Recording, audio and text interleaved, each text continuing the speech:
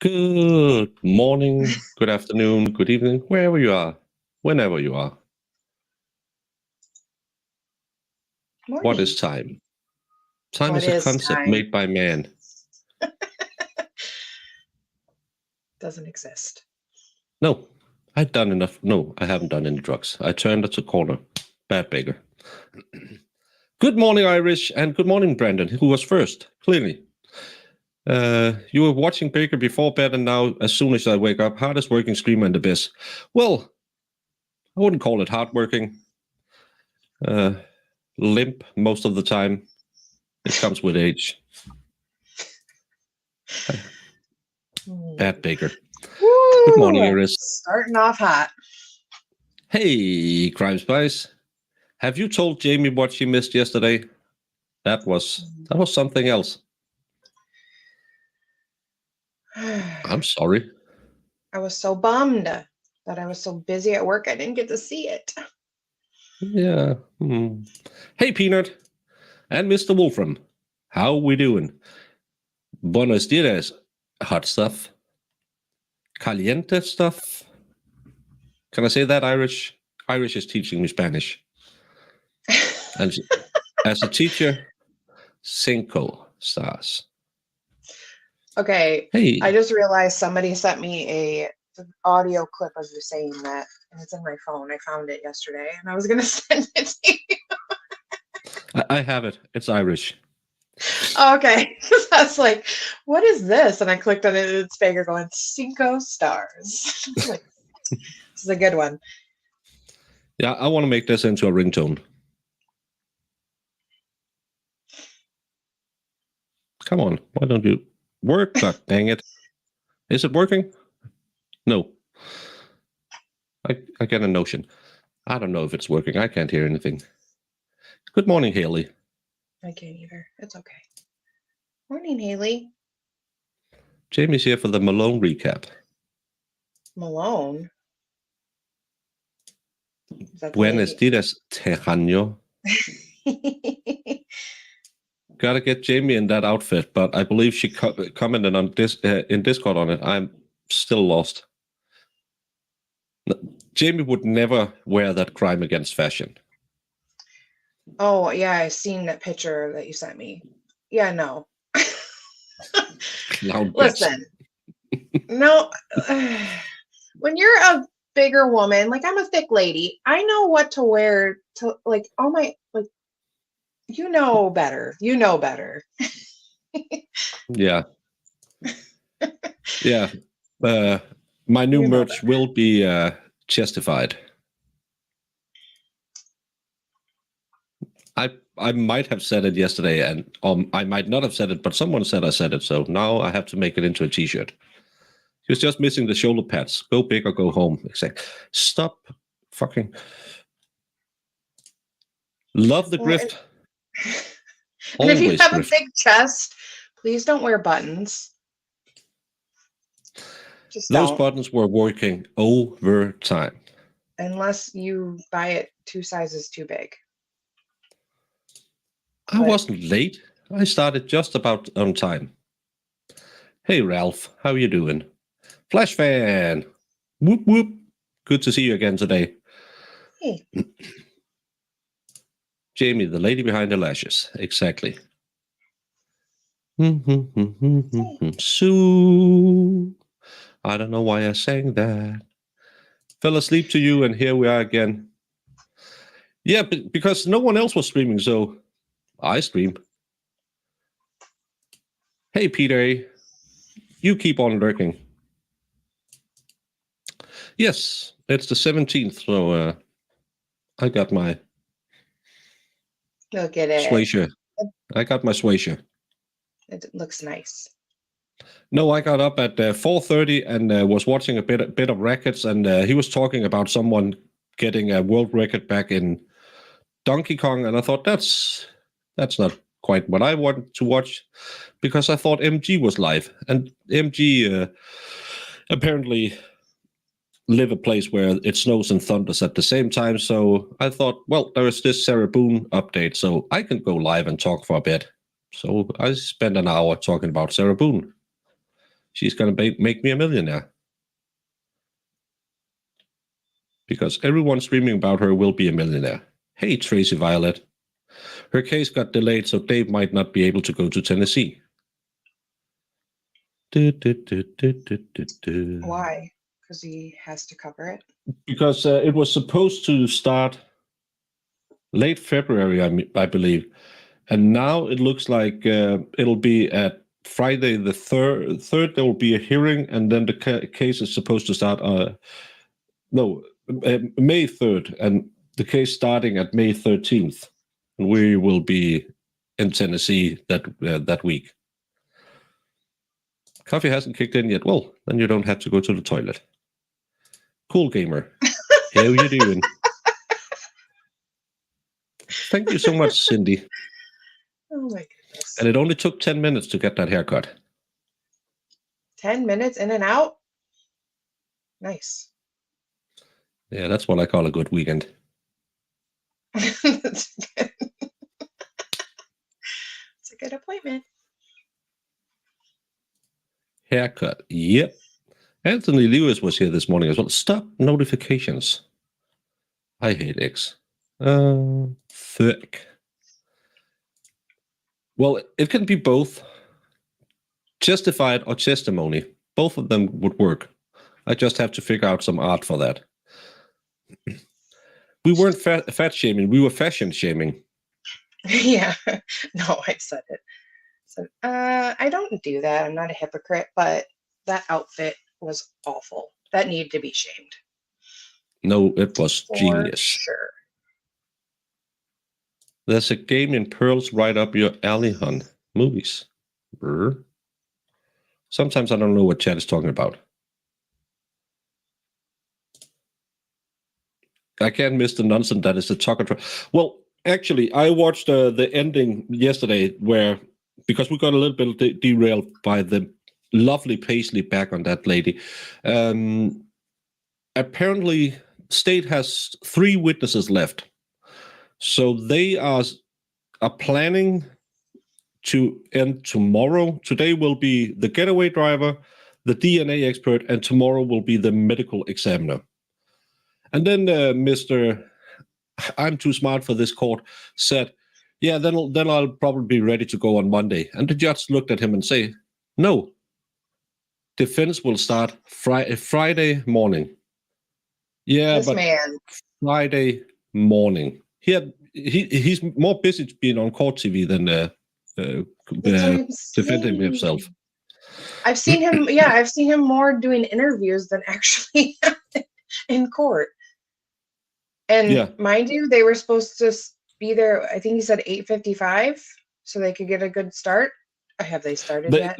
Jury was told we start at 9. That's why I started a bit early today. Yeah. Because yesterday they were supposed to be going at 9:30, and he showed up 45 minutes late. Yeah, I saw that. And absolutely nothing happened. Drunk Baker might have bought it on Wish for her, just like Drunk Nick buys stuff for him. I didn't have her size. I got it a bit small, maybe. I think he can talk about it because it's his case. But his interview with them, he's such a... He's done it a couple times already, guys. He was on Law and Crime. Twice. He's been on Court TT, I think, twice. Twice on court TV. I think Friday and yesterday. And he just comes off as a douche nozzle. Well, he just keeps saying, like, I didn't do this. And it's like, focus on your case. Your case sucks. Because convincing the world you didn't do it has nothing to do with convincing those 12 people. No. Is it 12 or 6? 12. I believe it's a 12-man cage. Hey, Casey Trout. I predict that if he's late again, the judge will threaten to revoke his bail if it happens again. He was really pissed yesterday. He was really, really pissed. And yes, he can hold this guy in contempt. You couldn't do it with Brooks because, well, Brooks was already in prison. But this guy, you can clearly hold in contempt and say, no mas. And they should do it because he's just wasting court time. Oh, he is. Again, we should have been going. I don't know what happens. And the judge will be nice and say, well, unforeseen events happened, blah, blah, blah. But yeah, it's not looking good. Let's just say that.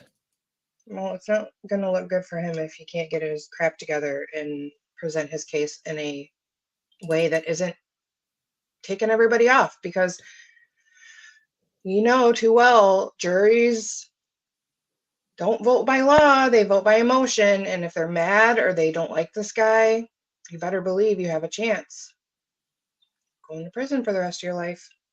Yeah. But Jamie, just because you missed it yesterday and we have a little time. What in the Canada swap meet heroin urban cowboy? So I remind you, you're still under oath. That still carries over since the beginning of your testimony. Someone purposely sewed those two fabrics together. Is that a vest? Yeah. What in the Canada swap meet heroin urban cowboy? So I remind you, you're still under oath. That still carries over since the beginning of your testimony. Someone purposely sewed those two fabrics together. Who still wears a vest like that? Well, and with a collar, that's so stupid. Tucker should move to Fulton County. No one knows this was 50 foot. Was it denim? No. No. It wasn't that fancy. Happy birthday to Christine. Yes. Happy birthday. He got something to lose.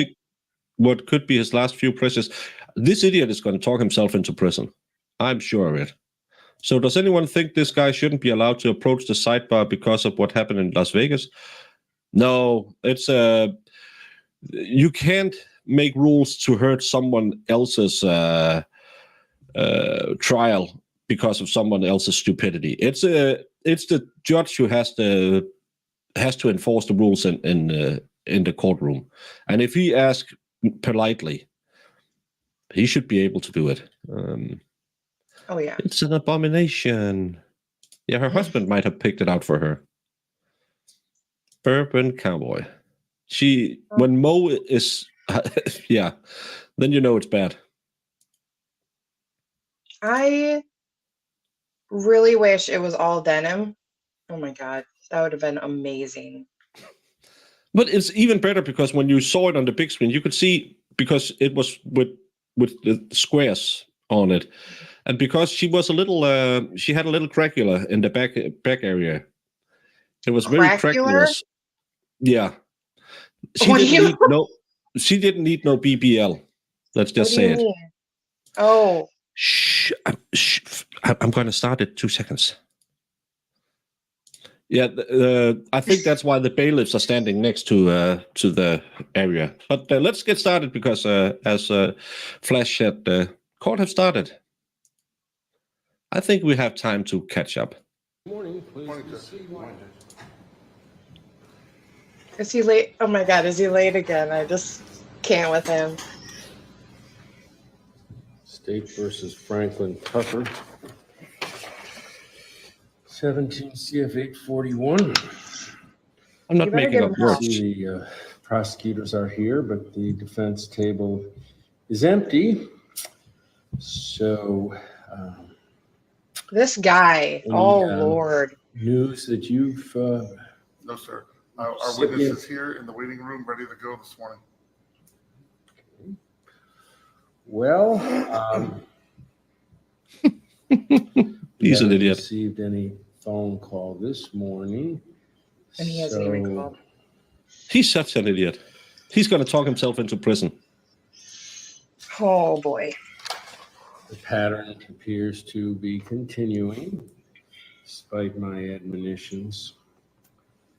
So we can't very well get started at this point.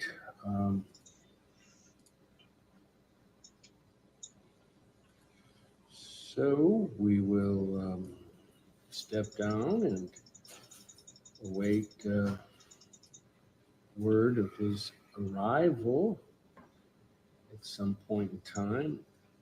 May be necessary to issue capias. I mean, if he's not at the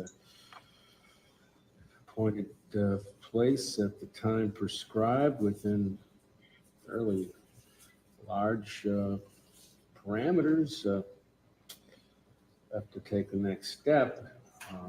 Don't really want to do that. Well, here, Mr. Tucker's graced us with his appearance. I was just talking about the pattern repeating itself. If I didn't know better, I'd swear you were doing it intentionally, sir.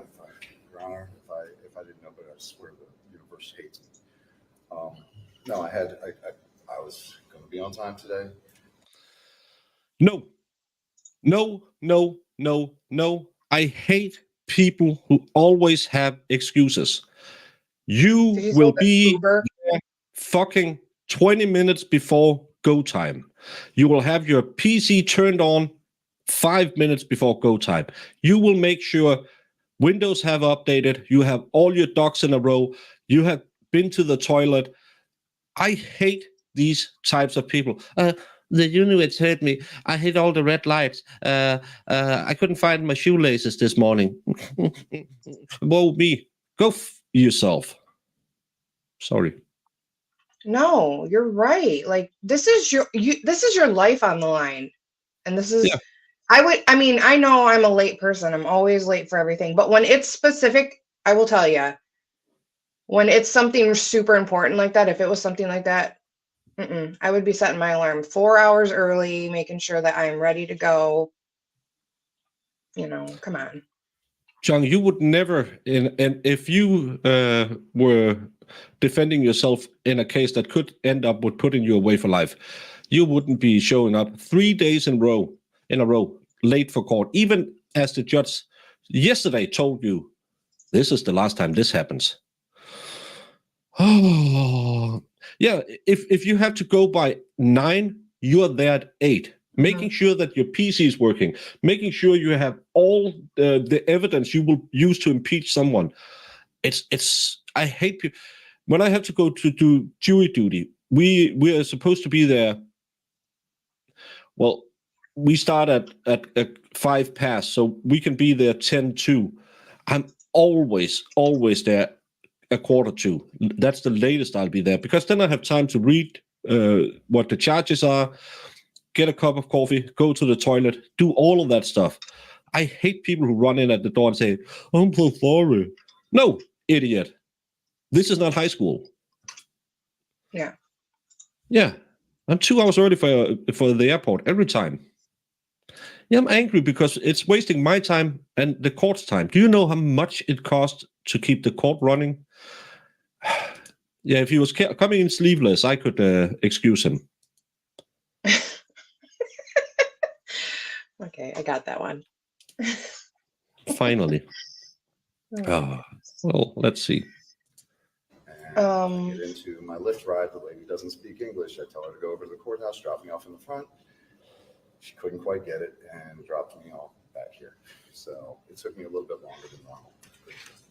His Lyft, like I said, yesterday We're not going to go back into yesterday's situation. So here you are, Yes. avoiding any issuance of a capias or any Oh my of those measures. It's my Lyft ride. So,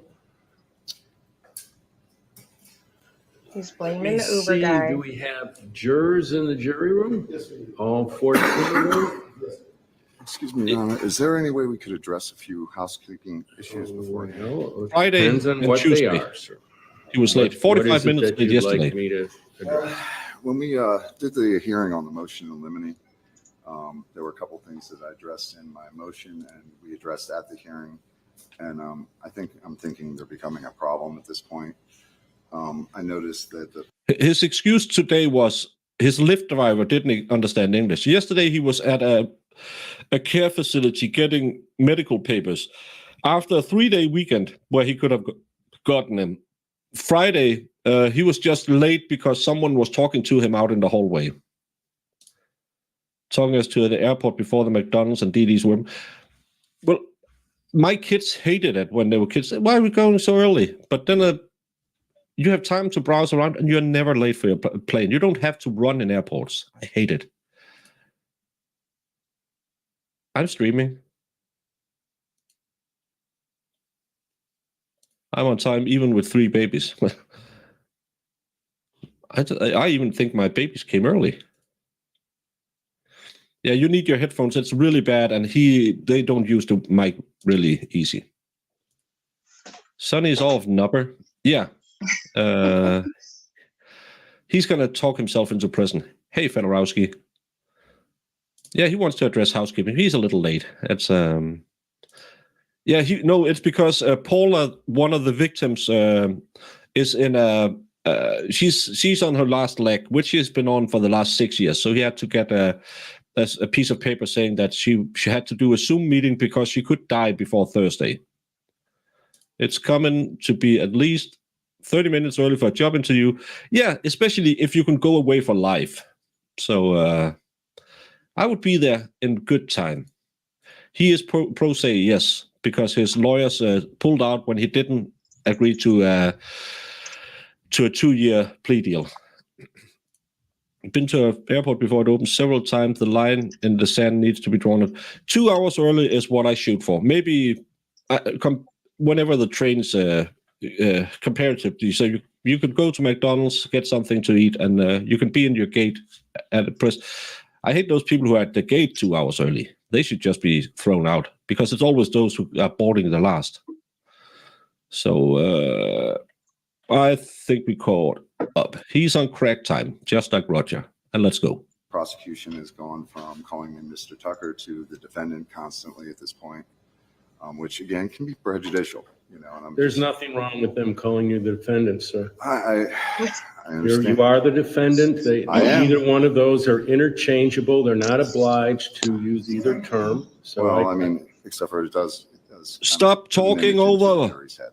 well, the accurate image.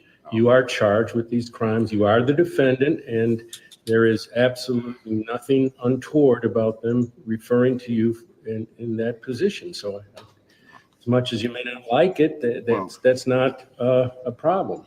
Okay. Well, again, I guess that's something I'll have to debate later.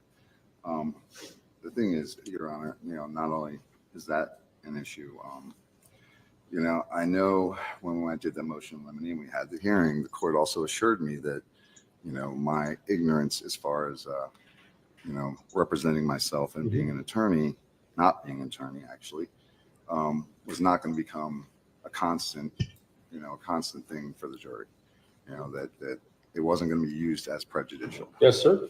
Okay. And it has become a constant thing, I think, Well, only because you've demonstrated it.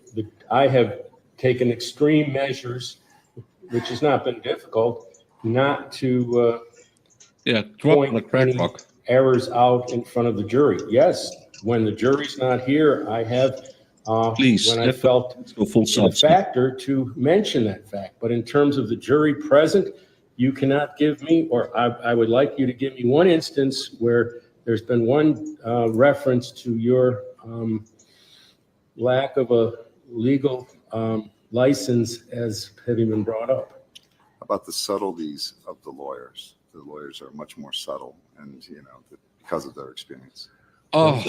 When you see something objectionable, please object, and I will make a ruling. But I honestly, at this point, cannot Your Honor, I wasn't actually unearth something in my mind that I can recall where the prosecutors have disparaged you because you're not a lawyer. Well, Your Honor, and I wasn't bringing this up as a, I wasn't looking for an order or anything like that. I was just trying to make the court aware of, how I'm feeling and what I've seen, How I'm feeling? If Your Honor, just to make you aware, that's all it was. If I wanted to, make it. He's crying that he feels like his lack of experience as a lawyer, because he isn't a lawyer, is being used against him in front of the jury to prejudice the jury against him. And the lawyer the judge is saying, we never did that in front of the jury, because he always sends them out when they have to tell him he's wrong. So again, it's just my Fifi got hurt because I figured out I'm stupid. Gosh, this guy. Yeah, he's a wine baby. An issue, I would have filed something or something like that. I'm not trying to make anything an issue. I'm just trying to make the court aware. That's all. Yeah, that's Yeah, the you suasion are. he's lacking. Okay, well, you have, and I have been. No, and it's not the like I CrossFit said, lady. If there's It's Paula. something that you believe is contrary They are to one of separated. these points, then you certainly can make an objection and approach the bench and be heard as to the merits. Okay, thank you. I just, like I said, I just wanted to make you aware of how I was thinking. What I was thinking. I want to make you aware of how I feel, Okay. Judge. Well, we it's have, because the your defense, next witness standing by. Yes, sir, we do. they tried Who would about that him be? Travis looking Johnson. at them funny one Bring the day. jury in, please. Feelings, nothing more than feelings. Okay, Yeah. lie. Just because you have an idiot as a client, deal with it. Right? Good point, Kim.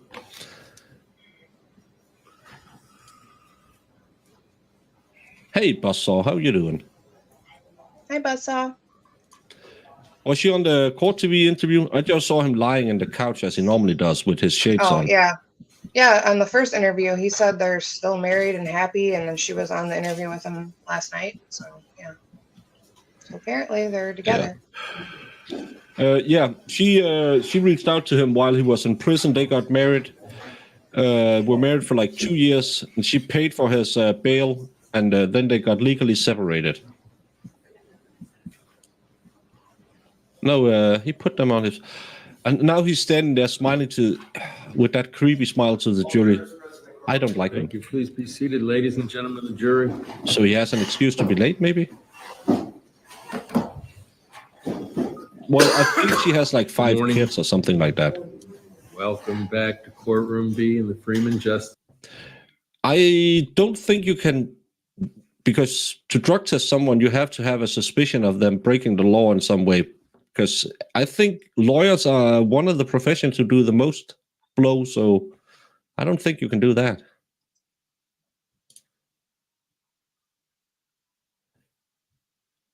You are correct, Brandon. He should be there at 8 reading Black's Law Dictionary. It's good to see you all here. Thank you for being on time.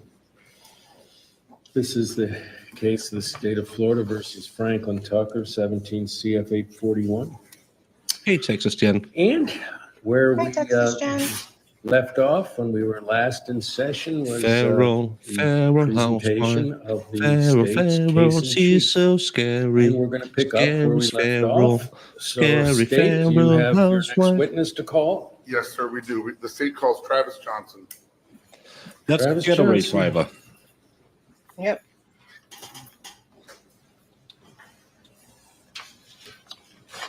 If he can't make us believe today that he just fingered him to get a deal, his case is lost.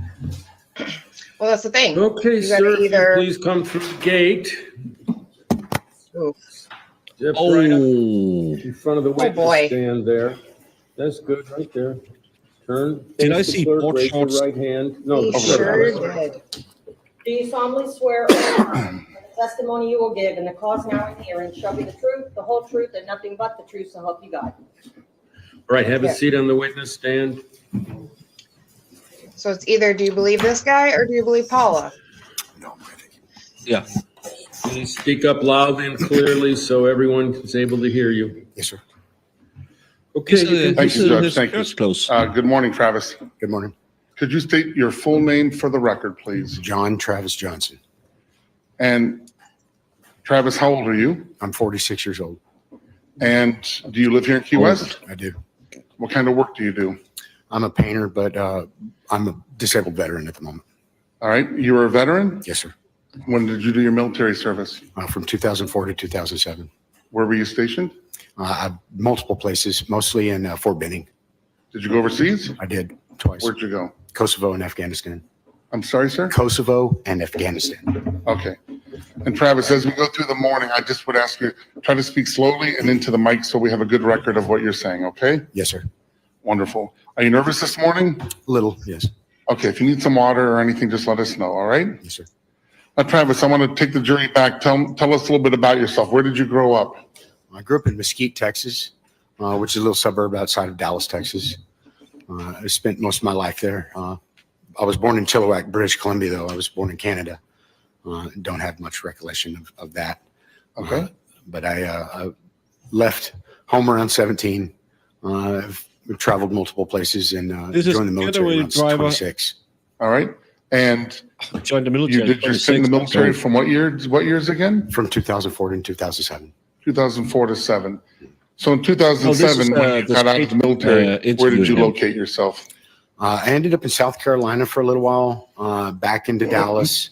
I think roughly around 2000. This is the getaway driver. He's the guy who said the other guy did it, or was part of it. He has, as far as I know, made a plea deal with the state because he got cold feet and drove away before they stabulated the guy. Detroit have been convicted. He's the guy who apparently, allegedly had the knife. And then we have our lovely Mr. Late, who wasn't there. 10, I ended up in treatment for PTSD and some alcoholism and some other things. Okay. Do you have addiction issues? I do. And is it just alcohol? No, it's not. What other kind of addiction do you have? For the longest time, I had a methamphetamine addiction, and also I smoke cigarettes and I smoke marijuana and Okay. I drink alcohol. Yeah. Of course. All right, fair enough. Now, at some point during your travels, did you make your way to the Florida Keys? I did. Okay, and when was that? It was roughly 2016. In 2015, I did end up in a national PTSD program in the Miami VA. That's what gave me the attraction really for Florida. So after I was finished with that, 2016, I got lucky and got hooked up with a woman that wanted to start a snuba franchise down here, which is like a snorkel scuba. It's called Snuba? Snuba, yeah, that's what it's called. All right. And that was my plan, was to come down here in 2016 and start a business with her because I'd been awarded 100%. I'm now basically semi-retired. So this was my place of And did you in fact make your way down here then? I did. And were you Yes, along with her? I was. What was her name? Her name was Crystal Barrett. Okay. And this was 2016, you said, right? Yes, roughly August of 2016. And where did, when you guys got to the Keys, where did you set up? I landed in Big Coppet. It was, I think it's about 10 miles outside of town. It didn't last very long. Due to unforeseen circumstances, our relationship dissolved, and I ended up on the streets. I ended up having to find another place of residence and a different venture, and that's what I did. So I ended up on Smathers Beach for about a month. Living on the beach? Living on the beach. And this is where I made friends with an individual by the name of David Gross. Okay. And this was he became a pretty close friend, helped me stay safe, stay off out of jail. And Now let me ask you, Travis, this is somebody you met while you were living on the beach? this is somebody I met living on the beach. So you were essentially homeless at that point? Yes, I was. Living on the beach? Yes, sir. All right. And you befriended this man named David Gross? Yes, And did David Gross also live on the beach? he did. All right. And at some point, did David Gross find another place to live? He did. I met a female, a romantic interest in roughly September of 2016, right after I'd got off of If the he beach. doesn't make us, when I make was us no believe longer this homeless. guy is lying, he's And, done. we had our life together for almost a They year. don't have anything I really left pointing at him. Key West in June of 2017 with her to go stay in her house and get it ready to be sold. And then we were going to snowbird back down here and start over again at the end of the summer. So let me just make sure I understand correctly, sir. So you met this new woman Yes. and you guys relocated, you left the Keys. We did. And where'd you go? We went to Detroit. And why did you go to Detroit? This is where her home was. And did you live with her in Detroit? Yes. And how long were you in Detroit with her? Just the summer, 3 months. And this is roughly 4. And this is the summer of what? What year are we in now? 2017. Okay. So the summer of 2017, you're in Michigan with her. Yes. And at some point during that summer, what happens? Well, at the end of the summer, when season is supposed to start back up again, Hurricane Irma hit. It was rather devastating. And some friends of ours' home was destroyed. It kind of changed our plans of coming back down here together. And I made the decision to come back down here alone and to help some friends rebuild their home. And I roughly came back here. It was October 28th or 29th. It was the end of Fantasy Fest of 2017. End of Fantasy Fest of 2017, right? Yes. Yes. You came back down to the Keys. Yes. How'd you get here? I drove.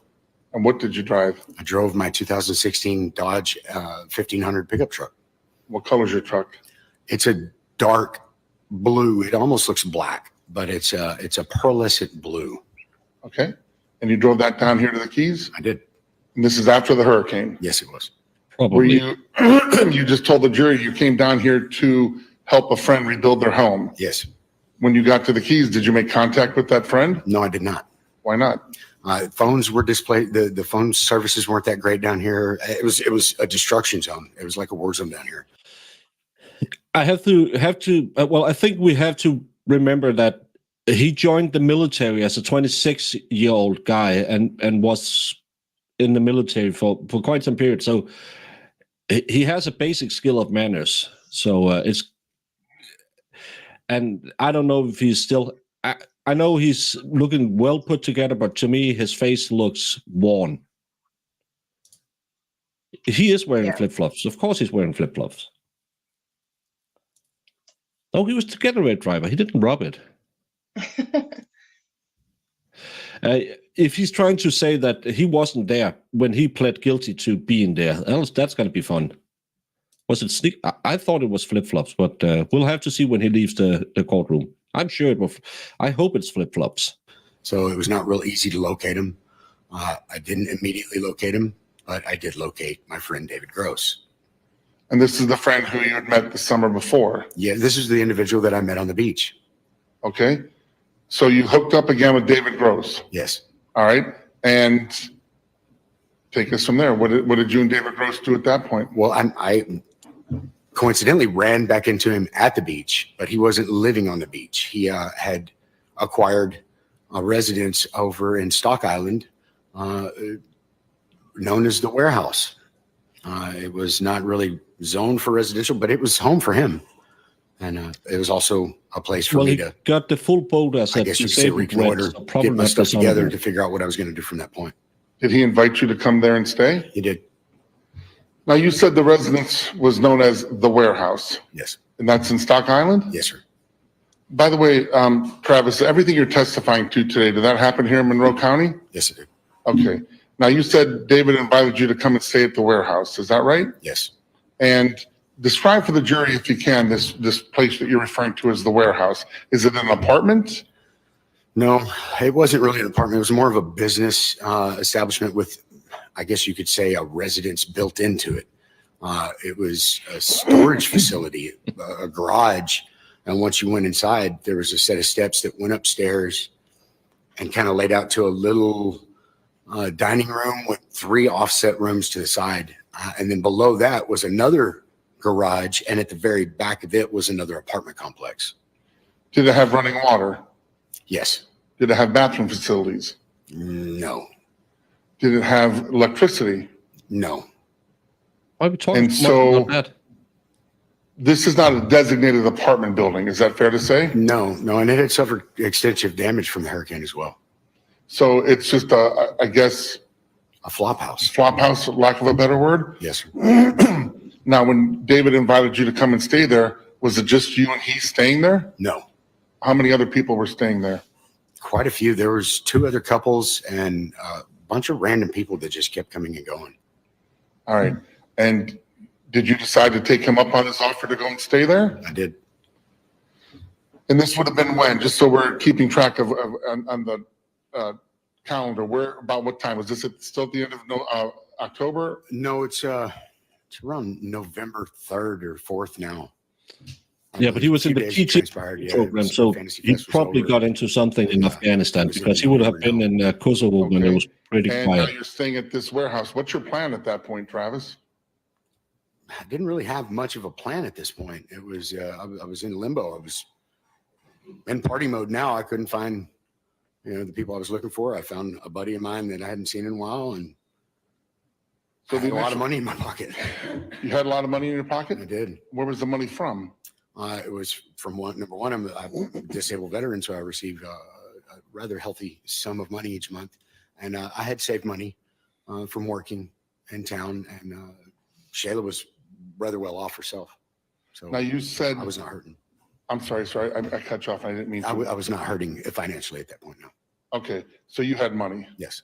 And I guess your original intention in coming to Key West wasn't panning out. Is that fair to say? No, it was not. So you had just said to the jury that you were kind of going into party mode. Yes. What does party mode mean for you?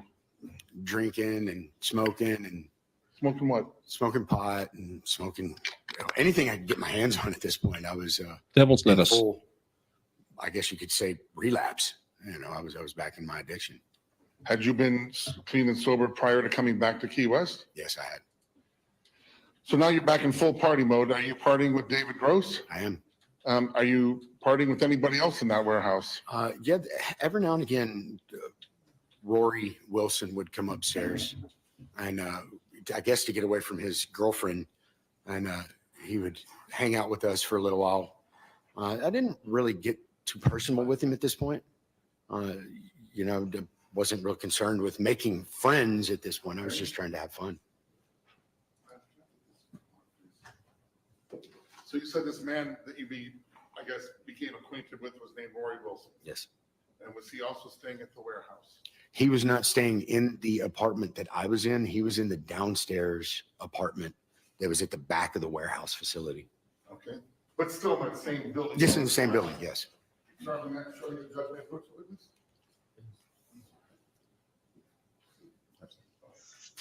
Yes, you may approach the witness. Thank you, Judge.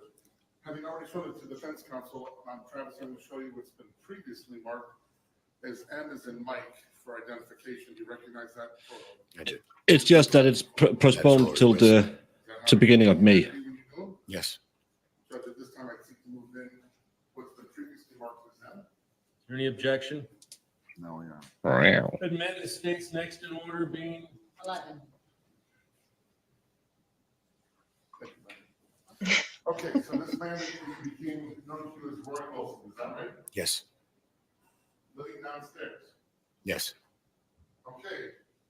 And you said he'd come upstairs every once in a while to hang out with you, is that right?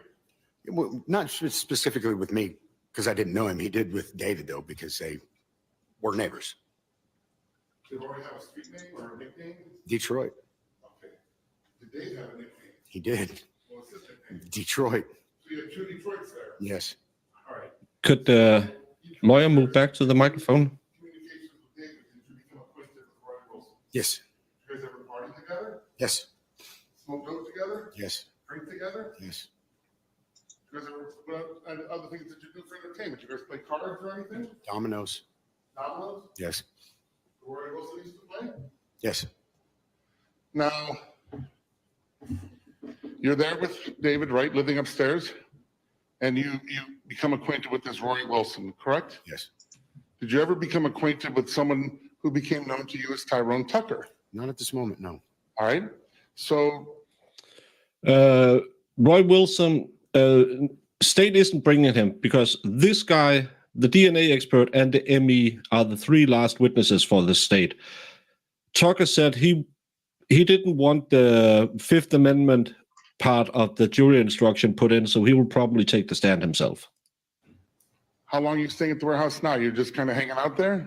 I think I'd been there for roughly 5 days now. I believe the date was November 8th because it sticks in my mind because the police officers, Monroe County Sheriff's Department, at this date came into the residence.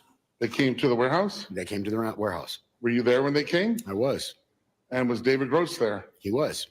And what about Rory Wilson? Was he there? He was not. So when the police officers came, was it daytime or nighttime? It was daytime. It was early in the morning. And what did they do when they came to the house that day? Well, I was sitting at the dining room table watching a movie on my phone. It was, like I said, it was rather early. It was around 9 o'clock. And the stairwell where I was sitting, the stairwell that goes down to the front entrance, I look over and there's 2 police officers walking up. I didn't know what was going on. I looked at them and I said, "Excuse me, can I help you?" And they basically just told me to be quiet. They were looking for somebody. They came into the residence, and I had been smoking pot that morning. I had a glass pipe sitting in front of me. And as they said what they were looking for somebody, I reached down and grabbed it, put it in my pocket. They didn't like that too much. They stopped me immediately, told me to put my hands back on the table, and arrested me for paraphernalia at that point, and proceeded to arrest everybody else that was in the house as well, because everybody was on probation that was in there. All right. Did they take you into the station? They did. All right. And did you go to jail that night or that day? I did. And how long were you in jail then on that situation? For 6 days. And then at some point you were released? I was. Okay. And did you, once you got released, where'd you go? I went back to my truck. I went back to the warehouse. Where was your truck while you were in jail? Parked out in front of the warehouse. All right. And when you got out of jail, you said you went back to the warehouse? Yes, And was your truck still there? it was. Was there anything done or damaged to your truck when you got back? Yes, there was. Let's tell the jury about that. What did you discover? When I got back, like I said, this is a brand new truck. I was very proud of it. It was pristine. And the whole passenger side of my truck had been knifed or keyed or scraped. It looked like somebody just raked it from bumper to bumper from as far as the paint was. Are we still in a murder trial, or are we trying to figure out who Thousands of scratched dollars his worth of cars? My tools were stolen. Almost every single piece of construction hardware that I brought was gone. Where had those tools been? Some of them were upstairs in the apartment, and some of them were downstairs in the bed of my truck. What about your personal things, like your clothes and things like that? They were upstairs as well. I had a foot locker, a big trunk, probably about 3.5. Thank you so much, Haley, by for 2.5, gifting a maybe membership 18, maybe 20 inches deep. to And this was where my Kim personal stuff was. Ferrum. This was a inside membership. of the Thank you so much, residence. And the Haley. foot locker was inside the residence? Yes. Not in your truck? No. Is it something you had unpacked into the residence when Yes. you decided to stay there? Yes. Did you take it upstairs to where you were staying? Yes. And when you got back from jail 6 days later, was it still there? It was, but nothing that was in it was of any value was still in it. Okay. Now, when you came back from jail, was Rory Wilson there? Yes. All right. And he was the guy living downstairs, right? Yes. What about David Gross? Was he there when you got out? No. What happened to him? He was in jail for probation violation. All right. Did you return to that upstairs unit to I guess, to continue living there? To continue to figure out what I was going to do, yes. And do you remember the date you got out of jail? Yes, November 14th. November 14th, and this is of 2017? Yes. All right, so now we're at November 14th of 2017. And you're out of jail now, correct? Yes, sir. All right. Yes, Do you make contact again with Rory Wilson? I do. And at that point, do you become acquainted with somebody known as Tyrone Tucker? I do. And how did that Yes, come about? chat on the lines. They were both standing on the front porch whenever I arrived and began to notice the, I guess you could call it vandalism to my truck and realized that my tools were gone. And this whole time, Mr. Wilson is stating that he's looking out for me. He collected some of my stuff so the crackheads didn't get to it. I wasn't real impressed with this. And I called the police. Number one, I needed to file a report on my truck. I needed to get my insurance going. So I called the police to come back and do an investigation. And unfortunately, it was the same individuals that had arrested me. Same 6 police days that ago. arrested you came out to take the report? Yes, And did you file that report? I did. So far, we haven't I filed what I gotten could to with the them, but they crime told yet. me that I We are would still be, at his scratched in up contact car. with a a detective would be in contact with me soon. All right. Now, you said that Rory Wilson was standing on the front porch with another man. Yes. That man became known to you as Tyrone Tucker? Yes. Is that the first time you met him? Yes. It's Take a look very around the much courtroom, appreciated. Travis, if you would, please. Do you see that man sitting in here today? I do. Can you identify where you see him sitting? Yes, he's sitting right there. It's just so our record is clear that you are pointing to the defendant sitting at the defense table. Yes, sir. All right. Is that the man that became known to you as Tyrone Tucker? Yes, sir. And he was standing with Rory Wilson that day? Yes. And did you have like a formal introduction to him, or is it just he was there, you were there, and you started hanging out? Well, one of the things that kind of stuck in my mind is that Mr. Wilson referred to him as the only white man in the Keys named Tyrone. Okay. So that was kind of your introduction to him? Yes. And did you continue partying when you got out of jail? I did the best I could. Yes, I wanted to stay comfortable and this, which is a retarded term, but as clear-headed as possible.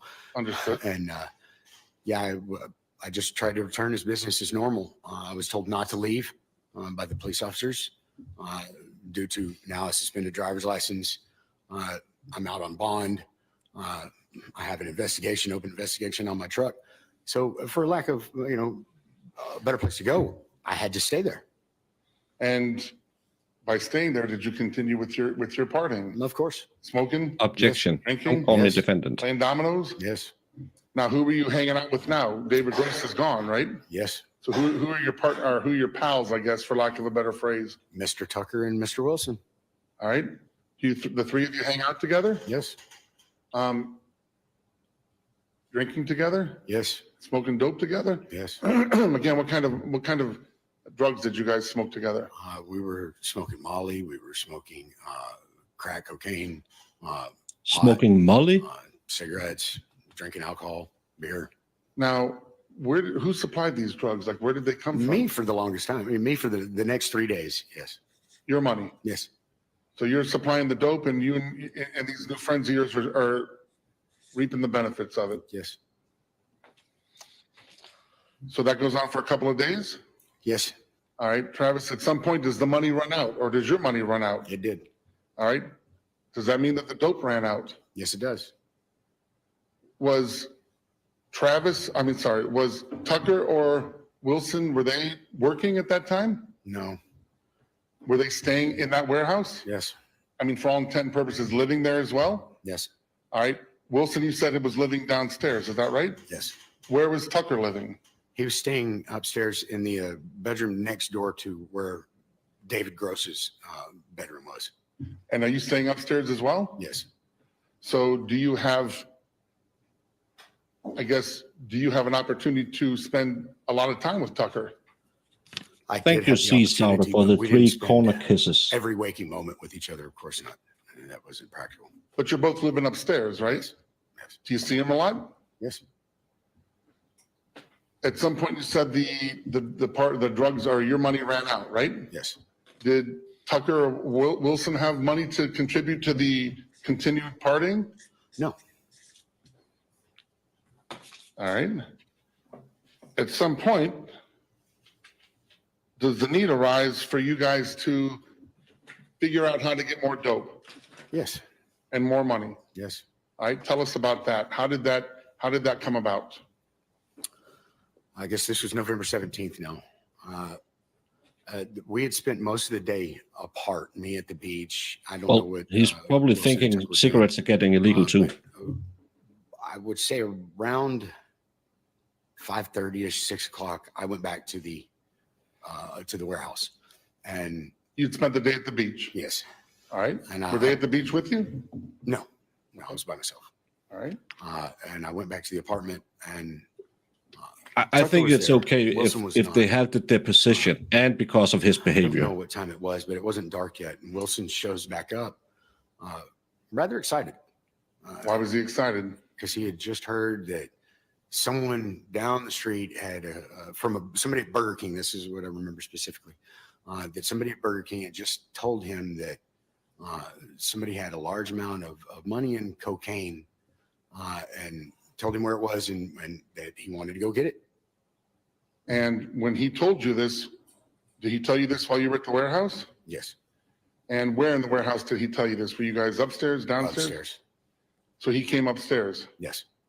Where was Tucker there when Wilson made this announcement? If you're on enough Where crack, was Tucker? everything's at home. Sitting at the dining room table with me. Because Papa So the was three a of you are upstairs rolling now. cracked stone.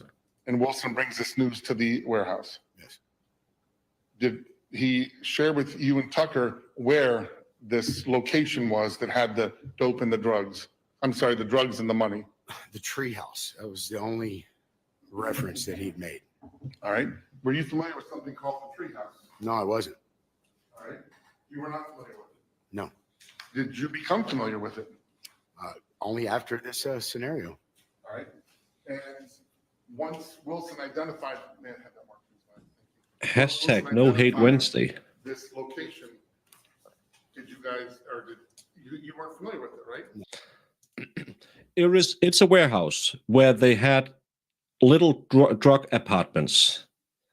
I think it was like a garage with an upstairs where they lived, all these druggies together. So it's a flop house, but they call it the warehouse because it used to be a warehouse and there are small apartments in it. But there's running water, but no electricity and no plumbing. So a good flop house. It's just like the Treehouse, a place for crack addicts to hang out.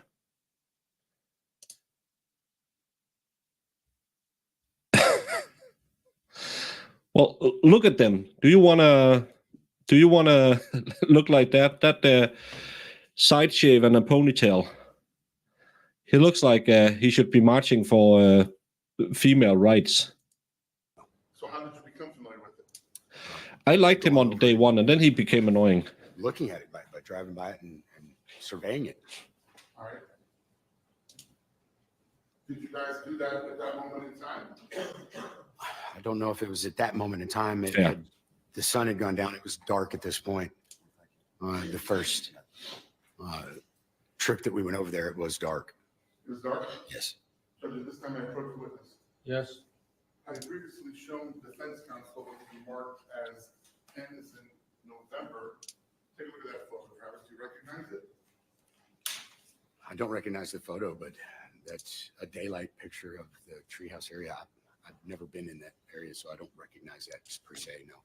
Fair enough. But do you recognize Hashtag no hate Wednesdays. And what is that? The Treehouse. Okay, is that how it appeared to you back in 2017? No, again, like I said, I've never seen it in the daylight before. I did not You know. saw it at nighttime? Yes, I've only seen it. Other than the fact it's a daylight picture, is that the structure known to you as a treehouse? Yes. Subject seeking moved in was previously marked as November? Any objection? No, Your Honor. Admit as next in order for the state being what, 12? Yes.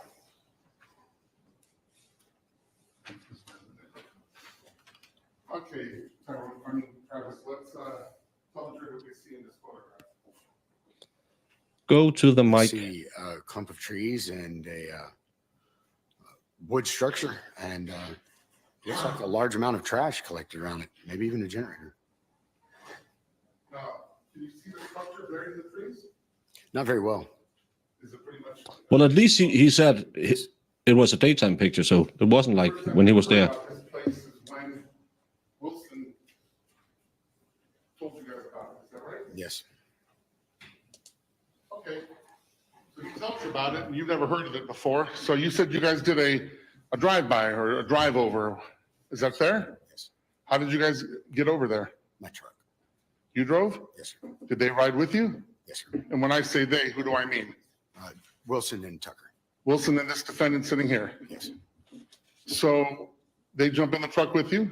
Yes. Do you drive over there? Yes. And do you drive by the structure known as the Treehouse? Yes. Does Wilson identify that as the location that he got You'll information die on? on that Yes. hill. Do you stop at that time or do you just drive by? I just drove by. Could you see anybody at that structure at that time? No, sir. Any human beings walking around or anything? No, sir. Was there any cars in front of it? No, not at this point. Okay. Daytime or nighttime at this point? This is nighttime. So you guys do, I guess what you call, do you stop or do you continue driving? I continue driving. And you do this once around, I guess. This is the once around, yes. Before we went back to the apartment. Well, that was my next question. After you did the once around, where did you go? Back to the apartment. And when you say the apartment, you mean the warehouse? The warehouse, correct. Okay, and what's the purpose in going back to the warehouse at this point? At this point, for them to change clothes and to, I guess, put on darker clothes and go back. Now, had a plan been crafted or hatched as to what you guys were going to be doing? A rudimentary plan. I wouldn't say like a plan had been hacked. It was more or less Wilson wanted to go get this lick because he had a baby on the way, and he needed the money to pay his cell phone bill. Get And I'm this going to lick. stop you right there, Travis. Don't mean to interrupt. You said a lick. Yes. For the jury's benefit, what does a lick mean in your vernacular? Well, in the slang terms, it's a come up. It's a robbery or a way for someone to make some money illegitimately. So it's a lick. It's a lick. Yeah. It's called hitting a lick. And so Wilson wants to do this lick and get the money. Yes. And is this discussion had between the three of you? Yes. And tell us about the discussion. Like what you said, Wilson wanted to do this. What was he saying? He wasn't really saying much. He just was adamant that we go do this. All right. Was this defendant involved in that discussion? Somewhat, yes. Was he there when Wilson was talking? Yes. All right. And did they identify what your role was going to be? Just to drive, yeah. And you said just to drive. How did that come about? Like, what did they say to you There's a lot of street drive us speech over I there. never heard too. in your truck? Yes, All right. Did you agree to drive him over there? I did. And what was going to be your benefit? Did they ever Gas. give you one? Yes, some gas money for my truck. And that's what they told you you'd get out of it? Yes. When the three of you had this conversation, were there any details about how this was going to play out? No, sir. So you're going to be a getaway driver any for some details gas about- money? Who would go in, who would stay in the car, anything like that? No. I mean, obviously, I was going to stay in the vehicle. It's my truck. I'm not going to just let somebody I don't know drive my truck. So was there any discussion about you going inside? No. I have to go Was there party a in discussion about the keys. Tucker and Wilson going inside? It wasn't really a discussion. It was just a known fact that this wasn't something that was discussed. Those two were friends. I was not their buddy. Yeah, I was this an this outsider. part seems a little weak. But you did agree to drive him over there. I did. So after you do the once around on the treehouse, you came back to the warehouse, you said. Yes. And when you came back to the warehouse, what did you guys get out of the truck? Yes, I stopped up front and they got out and went inside. And when you say they, you mean Tucker and Wilson. Tucker and Wilson. Did you stay in the truck? I did. And what was their purpose in going back inside the warehouse? Darker clothes, mask, weapons. And how long would you say they were in the warehouse until they came out? Maybe 5-10 minutes And where were you during that time? in my truck. Waiting for them? Yes. Now you said about 5 or 10 minutes. Is that right? Yes, sir. And they came back out eventually? Yes. Had they changed You clothes? got the gas What were money. they wearing now? Mr. Wilson was wearing all black, long sleeve shirt and gym shorts, black gym shorts, and a mask. And Tucker was wearing long pants, long shirt, and a mask. And both were carrying weapons. Okay, so let's break it down. What color was the clothing they were wearing? Black. And let's take Wilson first. You said Wilson had on I'm not dark sure clothing? Vegas would be a good Long place for pants me. or short pants? Shorts. And dark shirt as well? Yes. And you said he had a mask. Yes. What kind of a mask? Can you describe it for the jury? A demon mask. That's just the most horrible, evil looking demon mask that you could, I basically describe. It was horrible. And you say he was wearing the mask. How was he wearing it? On top of his head, it had like a little chin strap, and he was wearing it like you would, like a birthday mask or something like that. One of those little birthday hats, just perched on top of his head. Pulled down in front of his face? No, it was just sitting on top of his head like a hat with the strap underneath his chin. All right. Judge, I'm sure defense counsel is Marcus Lima. Well, I'm not sure Baker would. I would probably party a little bit too hard in Vegas.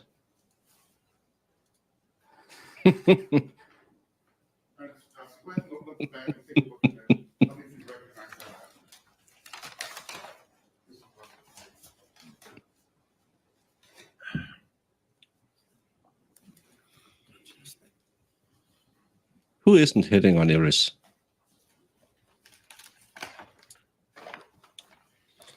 Don't tell Kayla he'll. Just leave it in there. Okay, yeah, that's it. Take a look at it, what's in the background. So you see it? Yeah, I can see it. You recognize it? I do What do you recognize recognize it as? the demon mask. Demon mask. Yep. Is that the mask that Wilson was wearing when he came out of the warehouse? Yes, Yeah, it the is. other guy called it a skull mask. Any question about it?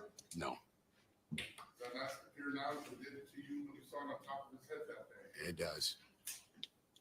Does it this time it was in with the previously marked as Lima? Is there any objection? No, Your Honor. Admit states L for identification into evidence and states 13. Yes.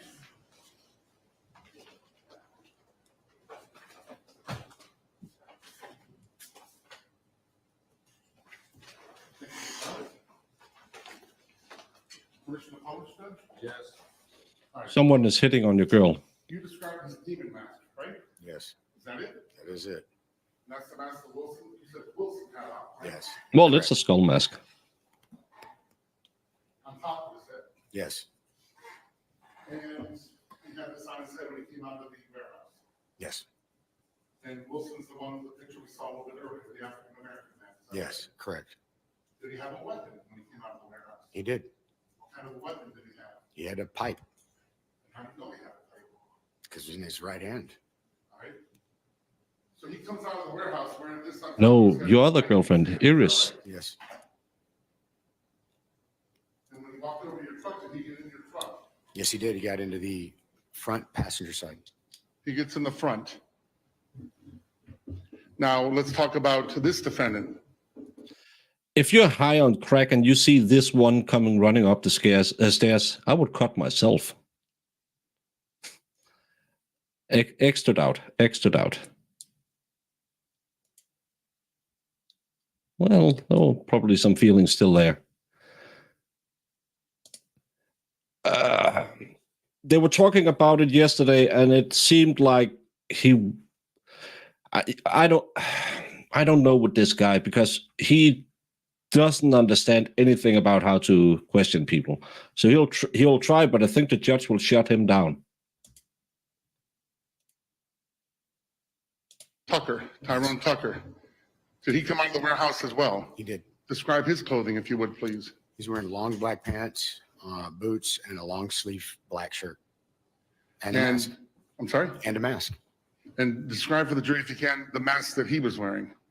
It's considered like a neck gaiter or a neck buff. It's just like a tube of fabric that you pull down over your head and it stretches up around a mask. I don't know if you guys are familiar with them, but they use them a lot down here in fishing to Exactly. block the sun. And it said Jägermeister all over it. Said a neck gaiter that said Jägermeister. Yes. Now, did he have it pulled up over his face? No, he just had it around his neck. It was crumpled up around his neck at this point. All right, and you saw that on him? Yes, And did you see if he had any weapons? he did. What kind of a weapon did he have? He had a knife in his hand. And how do you know he had a knife? I could see it in his hand. Did he have a nice museum? When he came out of the warehouse? Yes.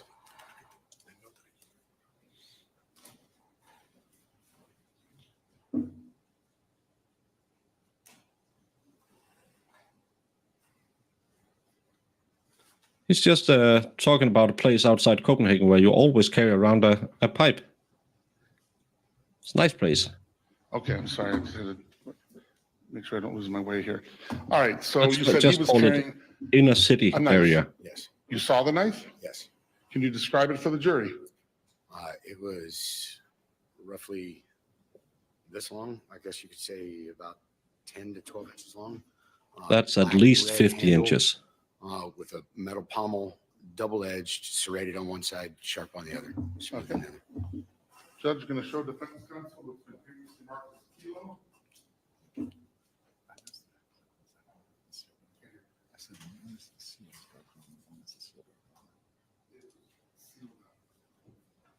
It was broken before.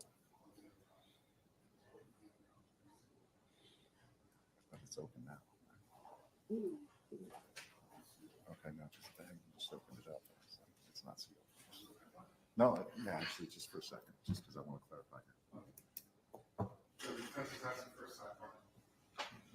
Okay. An approach. Yeah, he's very specific, but remember, this driver has taken a plea deal. So we have to take that into account. But this will be the star witness. This is the guy that will sink the case if he can't make him look untrustworthy. I think he'll be in trouble because, again, 208 pieces of evidence were thrown in this case because of bad police work. We had the cop who testified yesterday. She had mistakes done in 17 out of her 19 investigations. So, yeah, it's not a good look.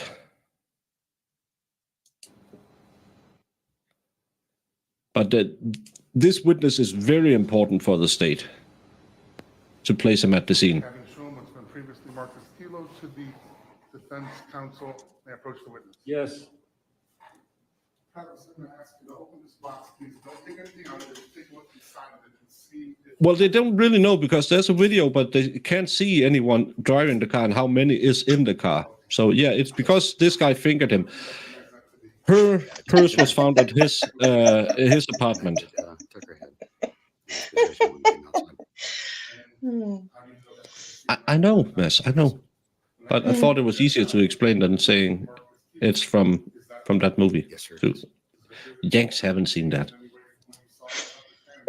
No, sir. What? Why are you laughing? No, sir. All right, Just- then. Admit states K for identification. That would be number 14. I put my headphones back in and I hear you say, well, he fingered him. Just made me laugh.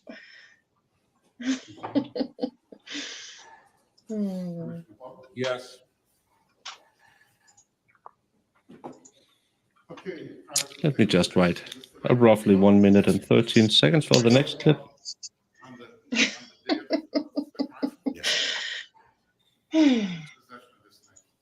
This was Tucker. Dennis, you're absolutely right. Yes. Look, ladies, that's at least 12 inches. This long. This long. He said 12 inches, 10 to 12 inches. It's like, yeah, it's a big one. They were just going to go inside and take the money from this woman and the crack and come back. And we would go back to the hotel. I mean, back to the warehouse, the house. Again, your job is to wait for them in the truck. Yes. You ladies have a dirty mind. Do not remember. No.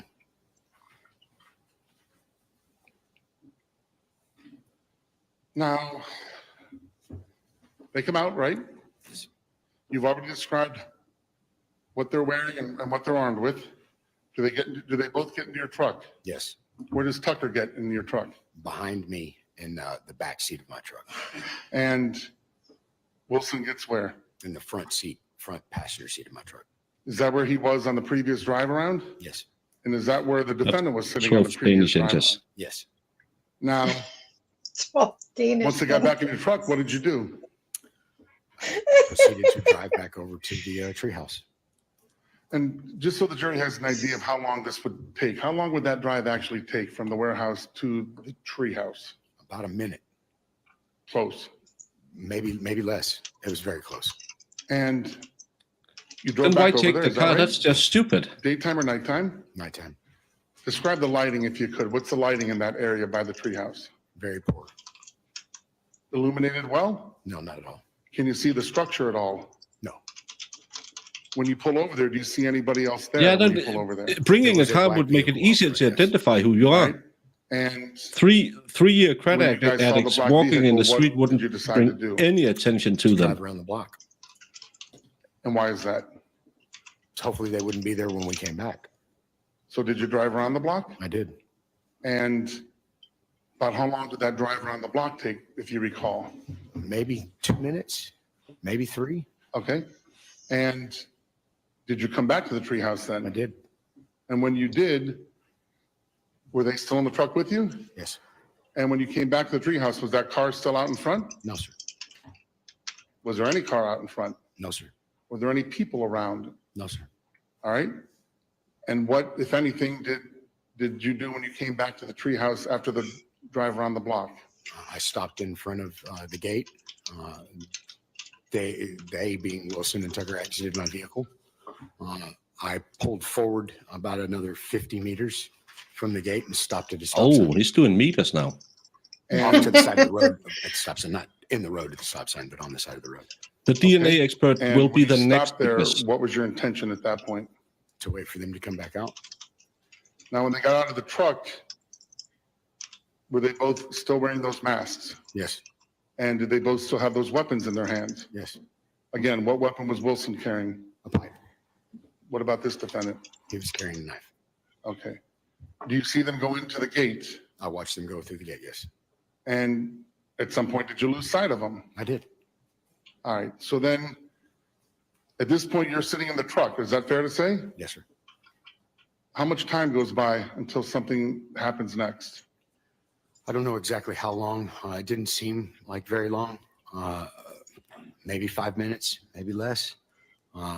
And somebody comes running out of the gate with a flashlight, screaming, "Help! Help! Help! Call police."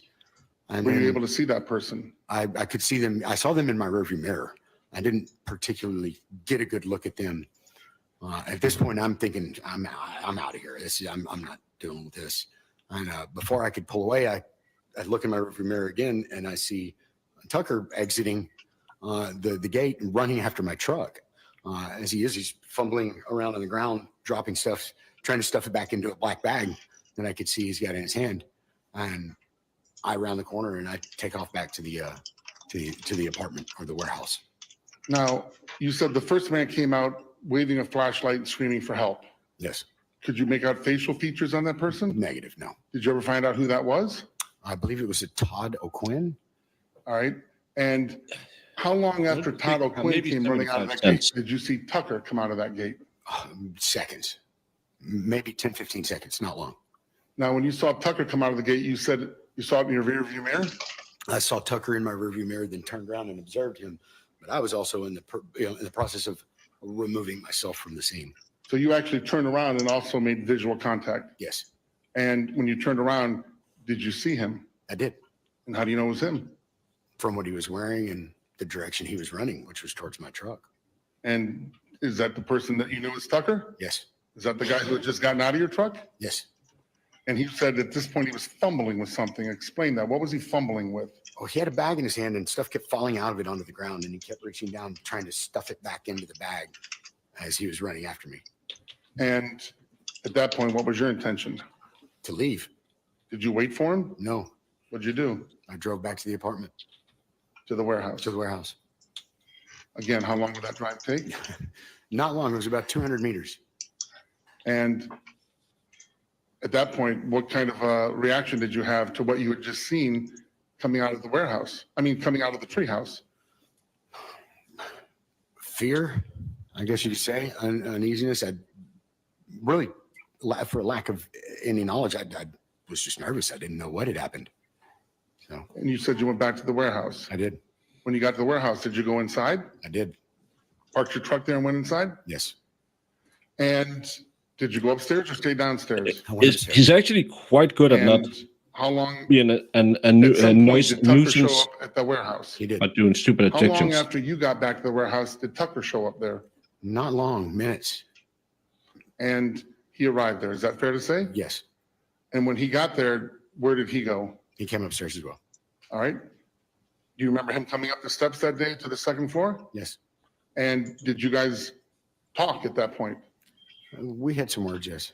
And what, if anything, do you remember the defendant? Was he still wearing the dark clothing? Yes.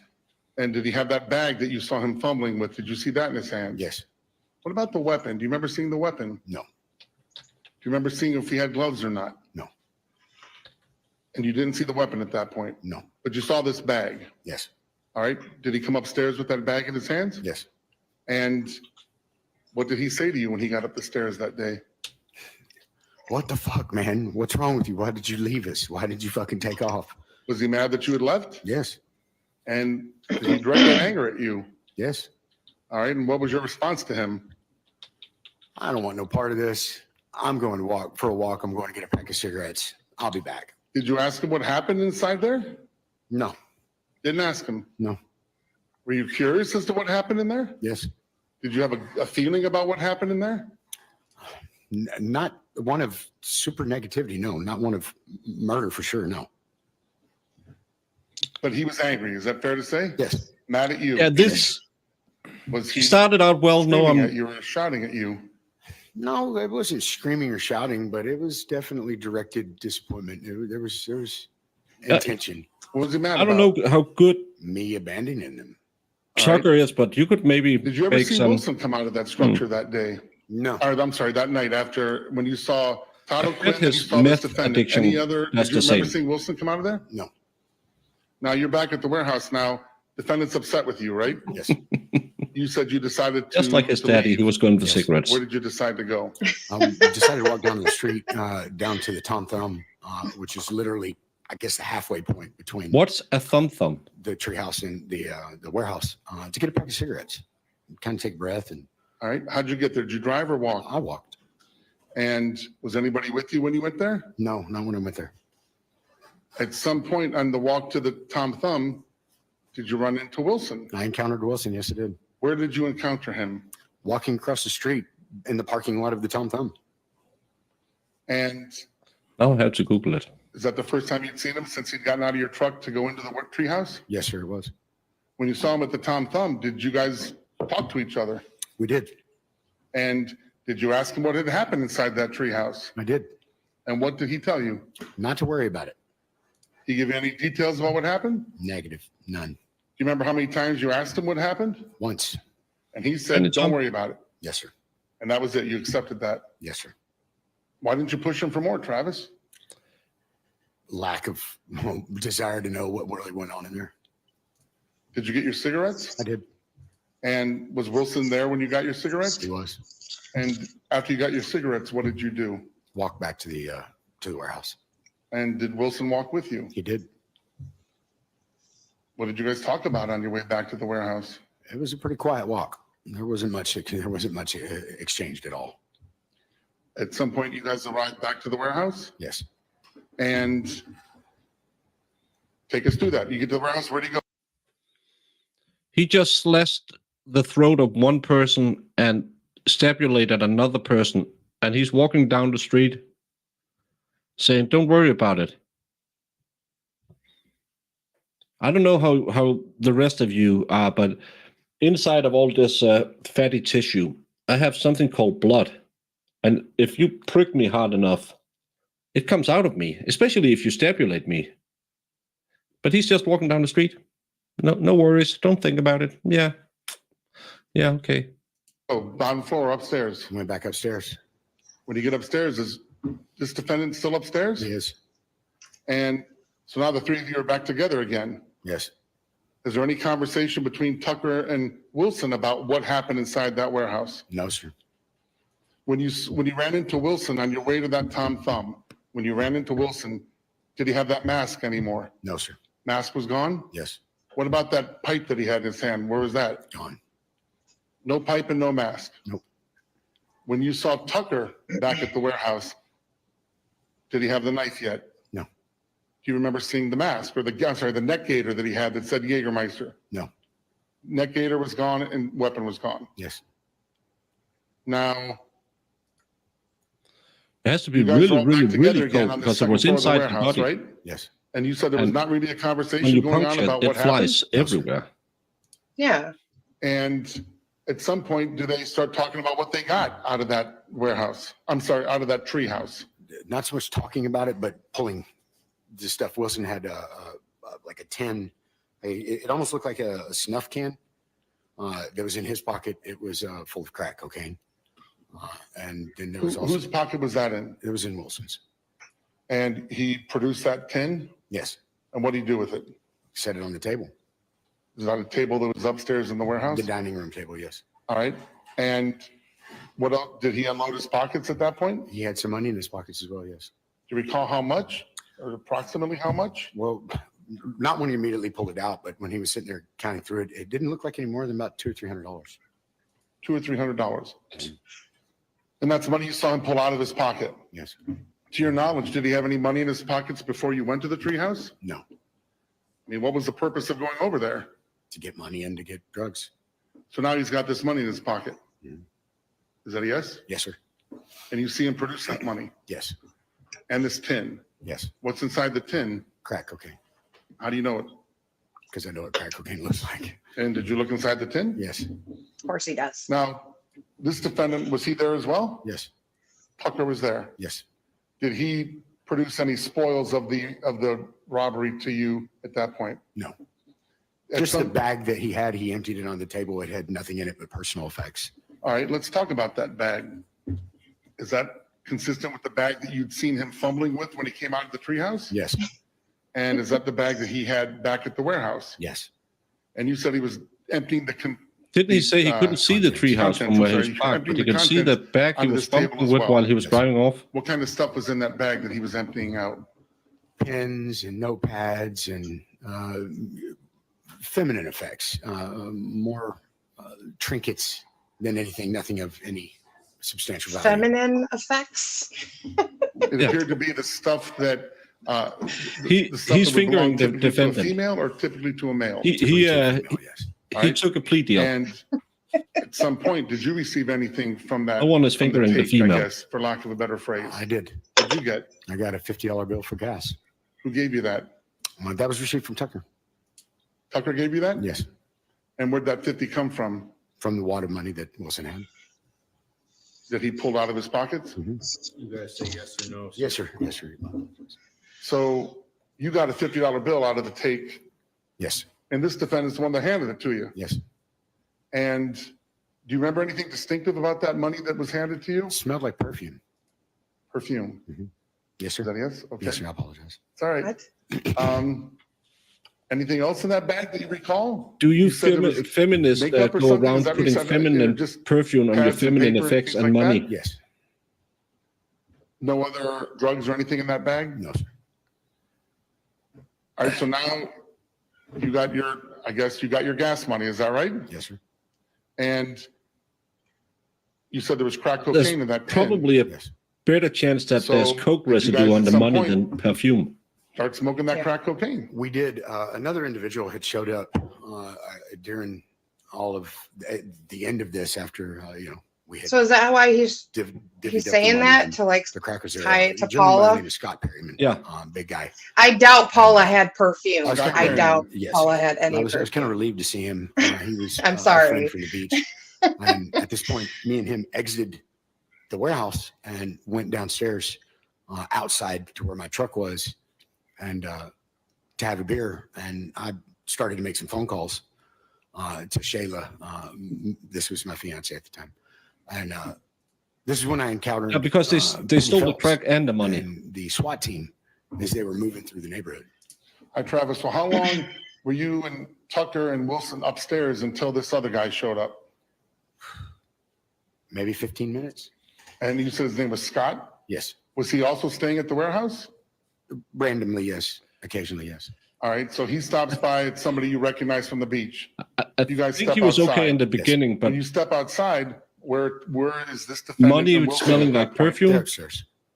You leave him upstairs. Yes. Mhm. So you said I'm you with went Irish. outside and started making some phone calls. Yes. Called your girlfriend. Yes. What's going through your head at this point? I just want to go home. At this point, I'm just really not enjoying my present company, not enjoying my situation, just not real sure about my safety. I just wanted to go home. Are you concerned about what happened inside that treehouse or what may have happened? Somewhat, but no, it wasn't pressing. And you said at some point the police come upon you and your buddy while you're outside in front of the warehouse. I think that's Yes. bull And crap. Did they make contact with you? They did. All right. And Bull, did they talk to you about anything? Yes, they asked me if I'd seen anybody running by in dark clothing, absolute black crap. metal. I, of course, hadn't seen I'll anything of I'll that try nature, to so see if I didn't Nope, affirm her. doesn't smell like perfume, so it's request, probably not but, used in a she drug did- deal. I did ask what had happened, and she just told me there was a fight up at CVS. Okay. That's where I left it. Smells like Did you freedom. start connecting the dots that she's asking for information? This could have something to do with what just happened, or? Yes. And at some point, does she start talking to you about the charge or the report you filed on your truck? No, not at this point. No. Okay. So you don't really confirm anything for the police at that point in time? No. But they move on then, is that fair? Yes. And No, because he's just got they his move 50 for on. gas, How so long are that's you fine. and Scott outside having this break? When they move on, we went back in within probably 2 or 3 minutes after parting ways with the law enforcement. You go back upstairs? Yes. And who's upstairs when you get up there?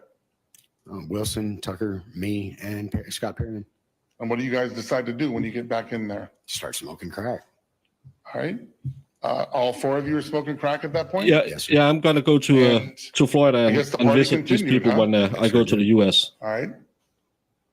Now we're talking about November 17th, is that right? No Dollywood, but Crackwood. And how late in the night did you guys smoke crack that night? Till about the sun came up. And when the sun came up, what, if anything, did you do? Well, I of course went to sleep for a little while. I woke up. The warehouse was empty except for me and Scott. And I decided at this point that I was going to find a way to remove myself from this scenario. And so what'd you do? Where you? I went to the beach. Smathers Beach? Yes, sir. Is that the beach you typically hung out at? Yes. And when you left the warehouse that day to go to the beach, do you remember if Tucker was still there? No. You don't remember, or he wasn't there? There was nobody there but me and Scott. The next morning we're talking. Yes. And was Wilson gone as well? Yes. So you go to the beach Drink that day, Bud right? Light. Yes. At some point you Captain come Morgan, back to the I'm a warehouse little- after your day at the beach. Yes. Later that evening. All right. Should And now we're not talking say about that the before I 18th, have is that the right? visa. Yes. Now you come back to the warehouse. Is Tucker there? This day I don't remember the 18th very clearly, or the 19th. I know that I was in shambles trying to get my stuff together. Why, Travis? Why do you say you were in shambles trying to get your stuff together? I didn't feel safe anymore. I didn't want to be around these people. Shayla was really upset with the scenario and the way it was planning out, wanted me to come home. And Shayla's your girlfriend up in Yes. Michigan? Yes. And so what's your plan at that Shayla. point? Well, she suggests to me that I make contact Come on. with a contractor that she knew from her working at Mangrove Mamas, an individual by the name Martin Ochoa. And she had made contact with him and arranged for me to have a meeting with him to get some work, to make some extra money, and to possibly have a place safe to go from where I was. So this is something that Shayla arranged for you? Yes. And were you able to make contact with this Ochoa guy? Yes, I was. Was this on the 18th, the day after the event? No, I believe this was the 19th. All right. And you said you don't remember much about the 18th. Do you remember running into Tucker and Wilson at all during No. that time? No, I do not. You said you made contact with this Ochoa person, correct? Yes. Where did you guys make contact? At Mangrove Mamas. All right. And how'd you get up there? My truck. And you made contact with him? I did. Did he have work for you? He did. And where was that work going to be? In Big Pine. And what kind of work was he going to be offering you? There was paint work, there was roofing work, construction, basically refurbishing and rebuilding a house that had been damaged in the hurricane. And did you tell him you'd do the work? I did. And did he also offer you a place to stay? He did. And did you decide to accept that offer? Absolutely. And what was the offer? Where were you going to be staying? I was going to be staying in the house that I was going to be working on in Big Pine. Did you return after this conversation with Ochoa? Did you ever go back to the warehouse? I did. Rosman, he was late again this morning, and this is the star witness, the getaway driver.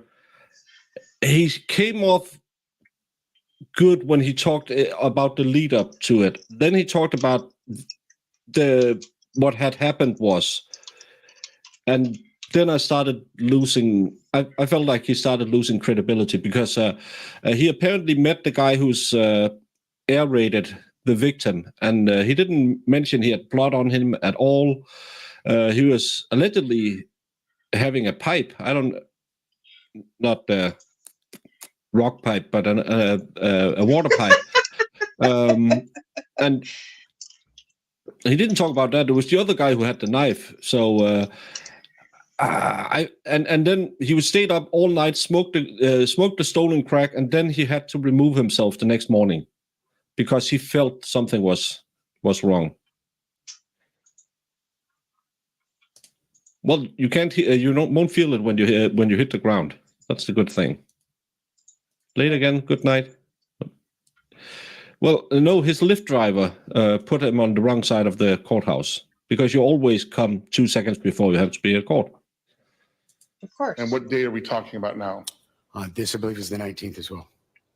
Now, you said you went back to the warehouse. Do you remember if it was daytime or nighttime? It was the daytime.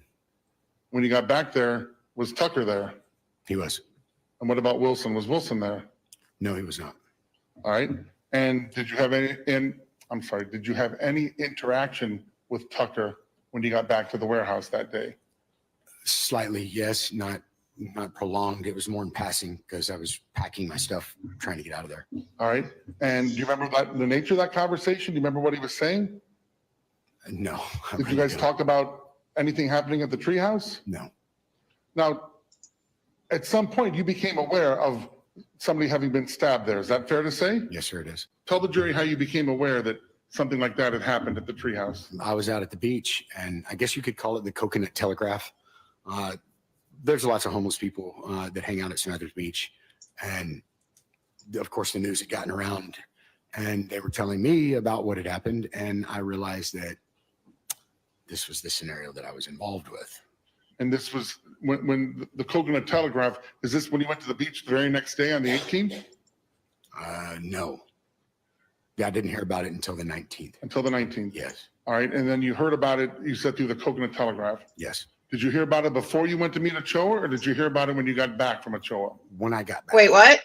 And Did you say did you the put it- Coconut did you put it Telegraph? together that was the situation, or that was the What event is in the Pretrial a couple Coconut nights Telegraph? before? Yes, I did.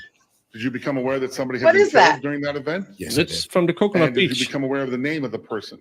No. What's I still hadn't become Coconut aware of Telegraph? the name of the individual. Do you know Matthew Bonnet? No, I did not. Never met him? Never met him.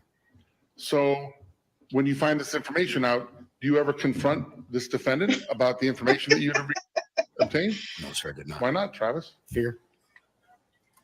Simple fear. I didn't want to put any attention on me for anything at this point. All right. So then did you made contact with Ochoa and decided to take the job, right? Yes. So when you come back to the warehouse on the 19th, do you begin packing your things? I did. Why do you do that? Because I'm leaving. To go do this job. Yes, to move out of this apartment to get away from this whole scenario completely. Okay. And I doubt. He's so unbelievable. see Wilson before you leave. No. And you said Tucker was there that day when you packed up. Yes. Did you pack up all the things that you had unloaded inside of that warehouse? Everything that I could possibly identify as mine. Yes. What about that Foot Locker that you had unloaded? Did you pack that back up? Yes, I did. And where'd you put it? It got put into the back of my truck, the bed of my truck. Now, while you were packing up, did you have like exclusive control over that Foot Locker? No, sir, I didn't. Were you keeping an eye on your truck the entire time? No, sir, I wasn't. Was anybody helping you pack your things?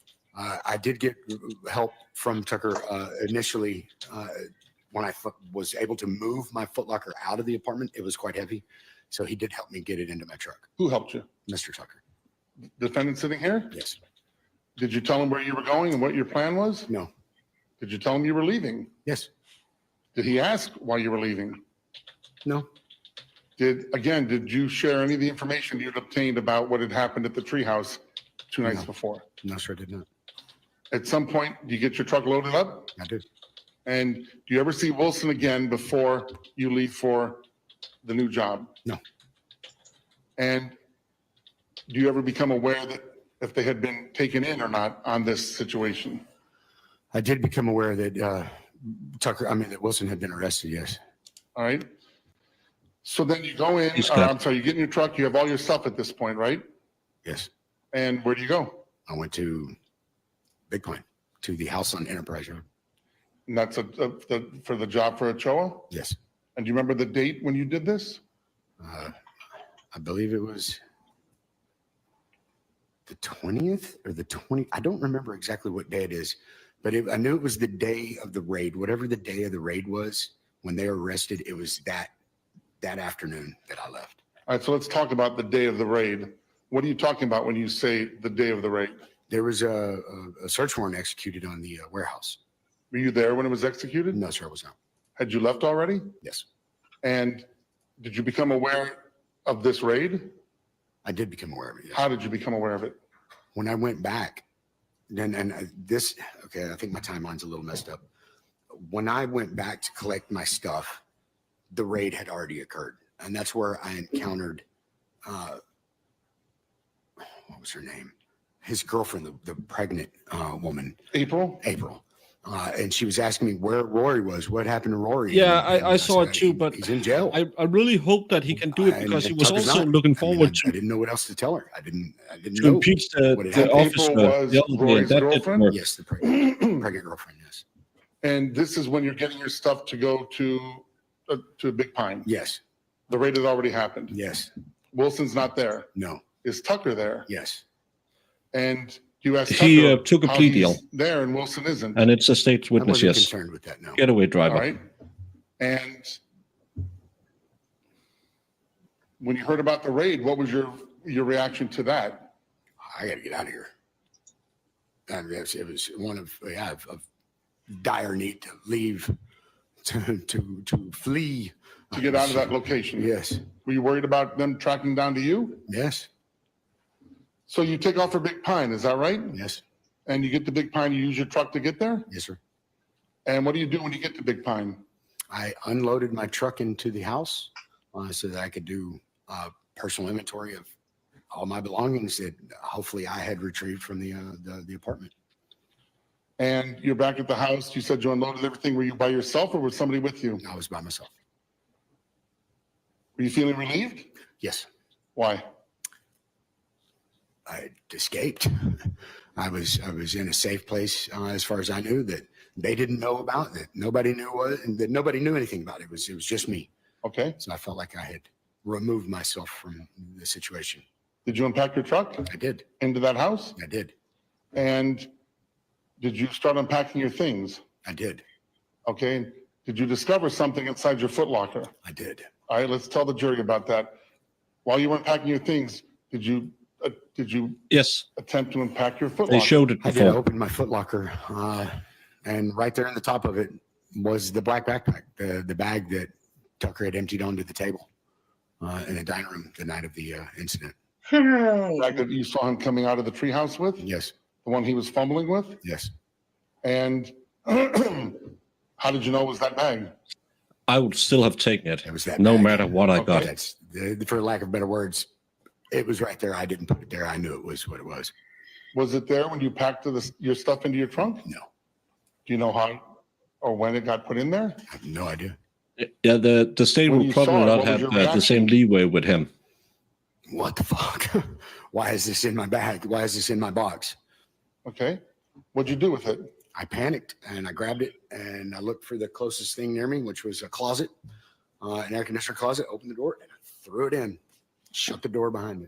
Was it just like a regular clothes closet or No, it was an air conditioner closet. It was a mechanical closet. like where the air conditioning unit is housed Yes.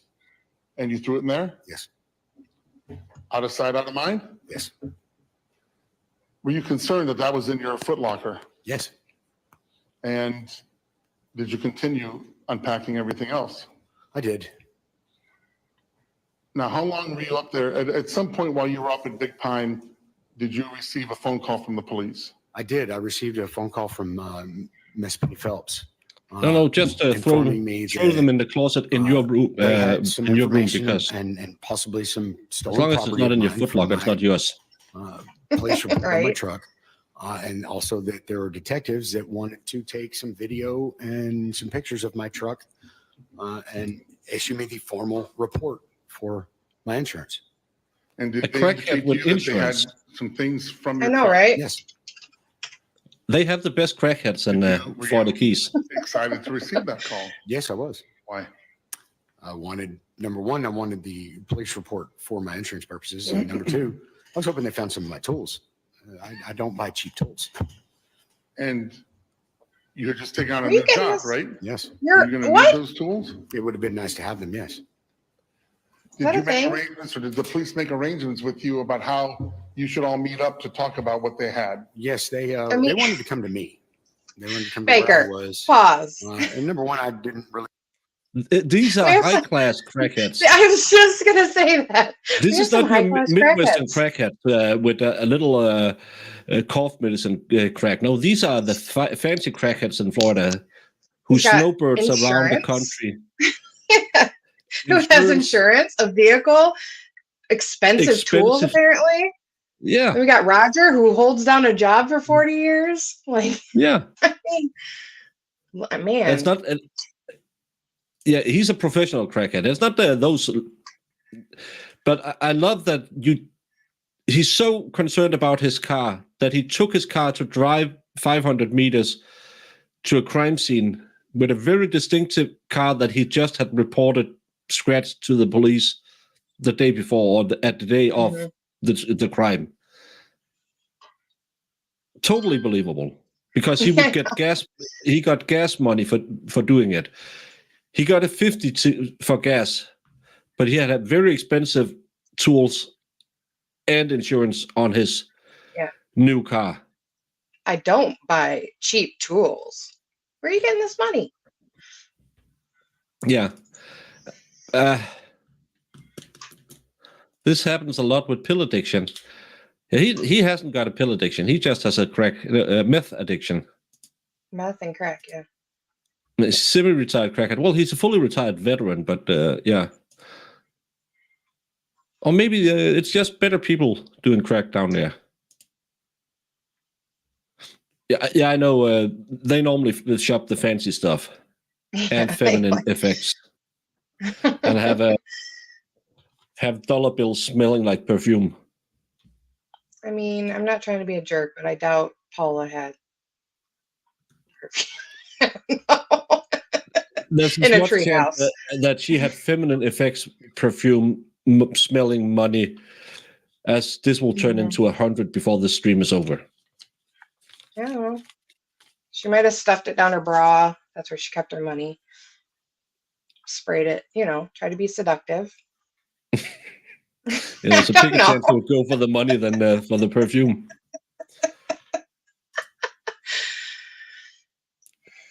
Yeah, but still, if you smoke crack as much as he apparently did, he was in prison for 6 days because they found him with drug paraphernalia. Came home, his truck was stolen, scratched up. No, not his tools were stolen from his truck that was scratched up. So he called the police to make sure he had it for insurance, because every crackhead has insurance. Sorry, John. Yeah, you're right. But if you saw Roger and he was hanging out with Paula, I'm not sure she was a good streetwalker. I mean, maybe. Maybe she, I'm gonna start doing that, spraying a little perfume. Oh, spray a little vanilla on my monies. Maybe it'll repel people away from stealing it. You can't trust a crackhead these days. He's a meth head. You can trust those. I want to be driving around blatantly Nope, still with a them knowing 20. that my driver's license was suspended. So, yes, I was driving, but I don't want to be in front of a cop. Yeah, I got a suspended driver's license. Let me just drive where you guys are. So no, they came to where I was and did their investigation on my truck. Travis, how long were you in Big Pine before the police came out there to pick you or to talk to you about your truck? Not even 2 hours. So the same day you arrived, Yes. hadn't even spent a night there yet. No. Had you unpacked that Foot Locker already? Yes. Had you hidden Well, that bag? clearly, Yes. because I don't. Closet? Yes.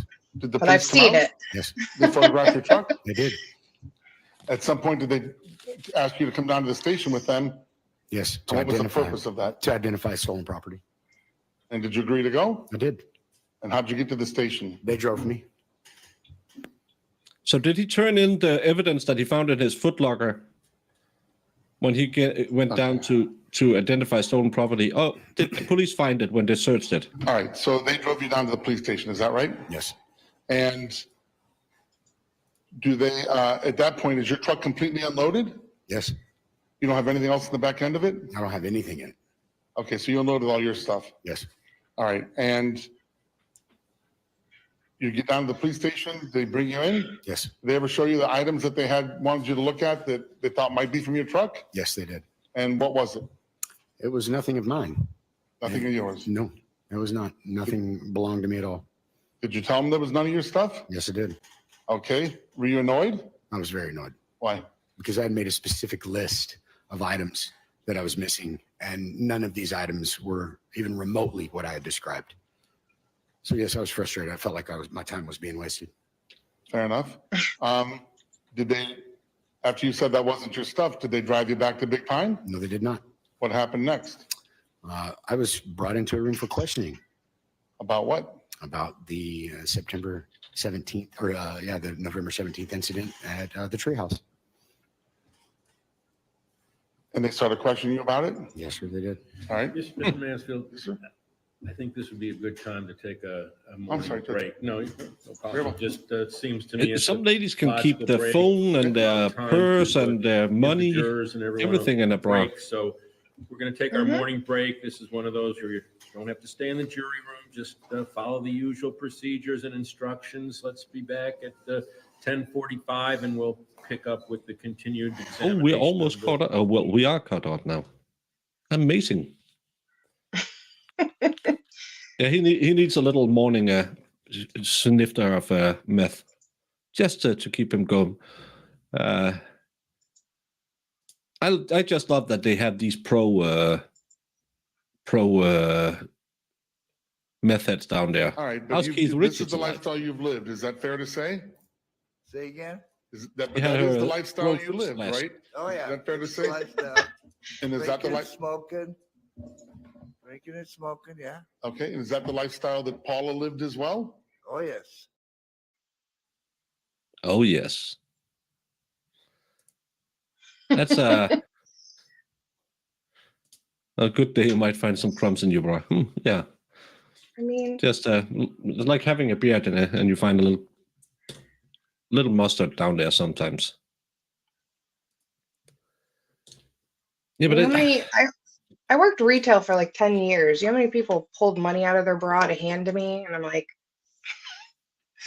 that was the worst day of my life.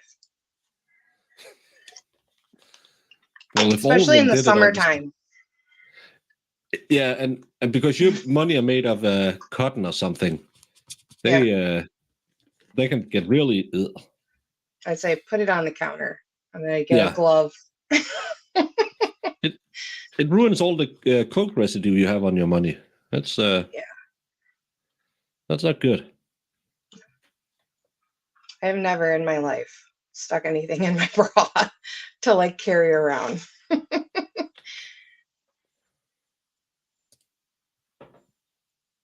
The humidity and crack is a scent I don't want to smell. Yeah.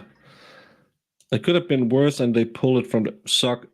Oh, I hate that when you see people at the beach in sandals and socks and you can just see they have like a wad of cash sticking in their socks.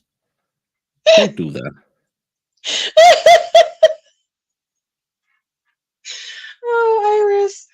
Oh my God.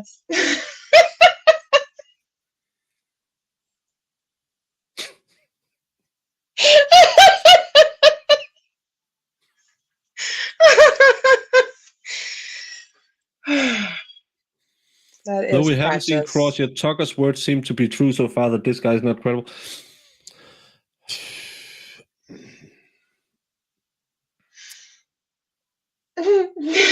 I think he remembers a little bit too much in details about exactly. I think it's going to be the good old defense dementia that we know so well. When the cross begins, he can't remember details anywhere. And again, what did he say he saw? They did a drive-by to spot the place. And then he saw them come back with masks on and did a drive around the block because he didn't want to, because a car was parked outside, came back, parked on the other side. They went into the house, and then he saw them come running out, and he drove off, and he saw Tucker with a black bag.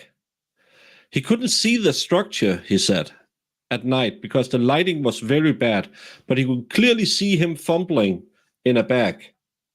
Mhm. And that's the same bag he produces back at the warehouse.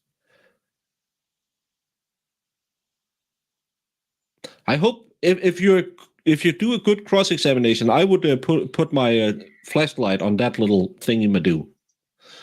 That while you're speeding away, you clearly see him come running out, pulling stuff out of a bag. And the same bag he has back at the warehouse. Why would he be rummaging through a bag while running away from a crime scene? I don't get it. Again, yeah. Well, I've seen my that one as problem well. too is a lot of he just didn't want to know anything. You didn't want to know what happened. You didn't want to ask the guy, like, well, what happened? All right, nothing. Don't worry about it. Like, Yeah, I got gas money. So you just drove two people, one with a pipe in his hand and the other one with a 50-inch blade. Yeah, totally happens all the time. I mean, it's possible he thought, oh, well, if I don't know, then So I'm not involved, I defendant, don't know. they're all back. But We he's have the jurors in the jury room. just John, coming out you of can prison. come on up back to the witness stand. He had just done 6 days in prison. He's not as stupid as that, thinking I wouldn't get in trouble. Is he wearing sneakers or Yeah. flip-flops? No, it's sneakers. Oh, I'm so sorry. I thought it was flip-flops. So we can bring the I jurors mean, the in. shorts are bad enough. Yeah, it's his church shorts. Some water while you're at it, please. So yeah, but again, we have to remember, and we say this all the time. Good idea. Can this lunatic make the jury believe this defendant isn't good enough? Yeah. And I'm not sure because he will talk over him. He'll yell at him. I think he's going to ask really bad, irrelevant questions that might not even help him, to be honest with you. We'll see, though. Yeah. Yeah, he's going to do that 4 hours of, but did you really see, because I see this video and you can't see video, and did you say something in an interrogation where you might have said something else in an interrogation? He should go up there and say, again, as I always say, more than 30 minutes and you're wasting time. You all can have a seat, apparently. You don't have to stay standing. Oh, I wouldn't have said yes to driving them to the place. Remaining juror to return. Well, he took a plea deal. I don't think the state has finished with him yet. As the state, would you keep going? Yeah, of course you would talk about the plea deal he took, so you can disarm that. Please be seated, everyone. All right, so welcome back to court. Pleasant. The witness is back on the witness stand, still under oath, subject to continuing direct examination. So you can proceed, Mr. Mansfield. Thank you, Judge. All right, Travis, so now you're at the police station, correct? Yes. Excuse me, and you went down there to look for some items from your truck, right? Yes. But now they flipped the script on you. Yes.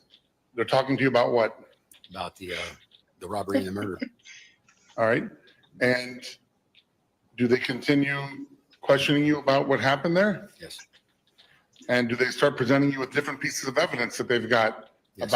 about what happened there? Yes, sir, they did. All right. And what is your reaction to all of this as it's happening? Are you in shock? Yes. Why? Because I'm being implicated. All right. And he's leading him all the way through. Did it surprise you Yep. when you got down there and you realized it wasn't really about the stuff from your truck, but it was something else? Yes, it was rather surprising. And they questioned you for a while. Is that fair to say? Yes, sir, they did. Remember how long? No, Hours, minutes? hours. And ultimately, you end up giving them a statement. Is that fair to say? Yes, sir. You give them a statement about everything that happened. Yes, sir. And you also, in that statement, tell them about your involvement in Yes, what sir. happened.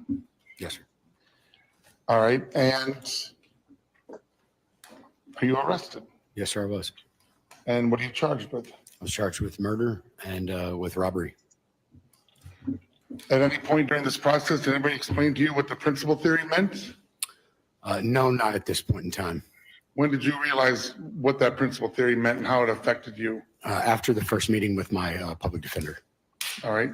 And you became aware of that premise under the law? Yes, sir, I did. Now, I'm going to switch gears here for a minute and have you take a look at some videos that we have in evidence.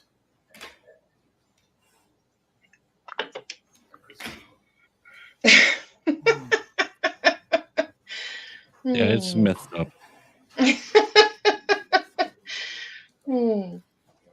Well, Scott, you can rewatch it at lunch break.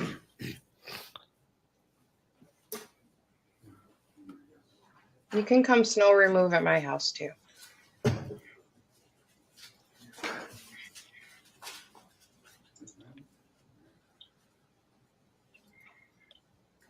Okay, Judge, just so the record is clear, I have obtained from the clerk what's been marked into evidence as number seven? Okay, it's exhibit 7. I'm gonna hand it to my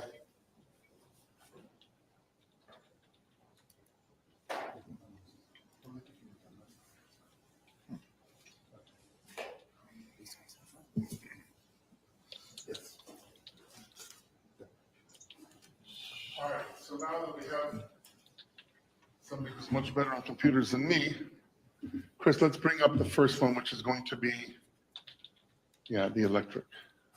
Okay, so the jurors can see the screen all right. They're nodding affirmatively.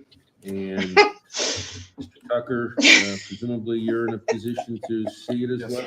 All right. Chris, if you just pause for a second, please. You're nodding All right, Travis, we're looking at what's in affirmatively. evidence as State's Exhibit 7. Now, going back to 2017, when you're at the station, do you remember how long, do you remember approximately what day this was that you were down at the station? No, he's on his own. He 22nd, I believe. his Okay, lawyers so left it's a him couple because he days didn't after want to take a 2-year plea deal. the stabbing. Yes. But he has them. Now, at on some point, do they standby ask you to look at outside of videos the as court. well? Yes. But he can't All right. call I'm gonna them have you in take a court. look at here. It is what Exhibit 7. And Chris, if you just let it play through the first one. Can you see it all right? I there? cannot see it very well. I'm sorry, Travis. You're right, Judge. I apologize. Travis, if you need to step down, I can have you just stand next to That's it. okay right there. Yes, I can see. No, it's God. okay, but the trouble is, he can see it, but I don't know if the defendant can see it. So Why don't you come down, Travis? Step down. let's put it back where it was. There you go. Mr. Johnson, you can step down. Just speak loudly because you don't have the mic now. And if you need to position yourself so you can, If I turn this direction, I can see. I can see fine. Yes, sir. all right. All right.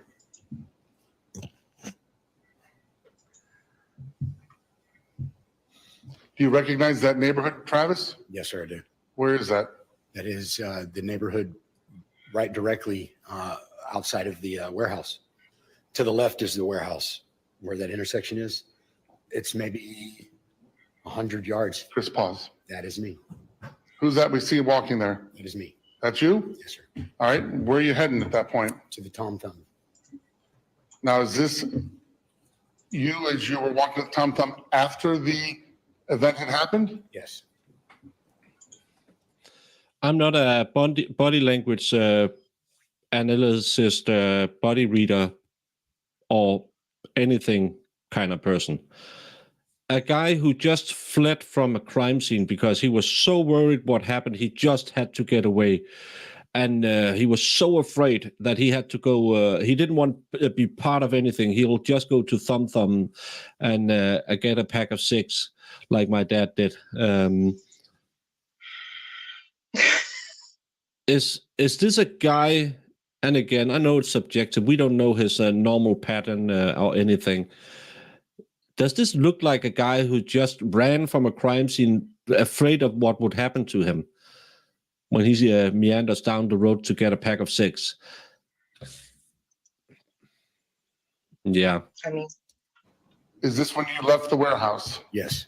And again, why did you leave the warehouse? This was after the discussion me and Tucker had, and I went to the Tom Thumb to go get cigarettes. Okay. And that's you? Yes. All right. Go ahead, Chris, if we play, just let him walk through.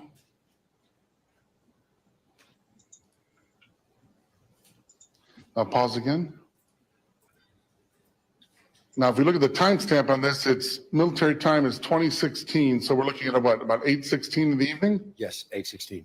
and 42 seconds. Is that fair? Yes, sir.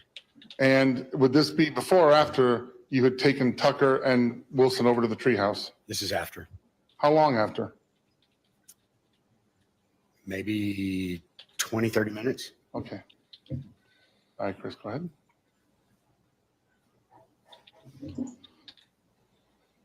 And again, where were you heading as we see you walking in this video? To the Tom Thumb grocery store on the corner.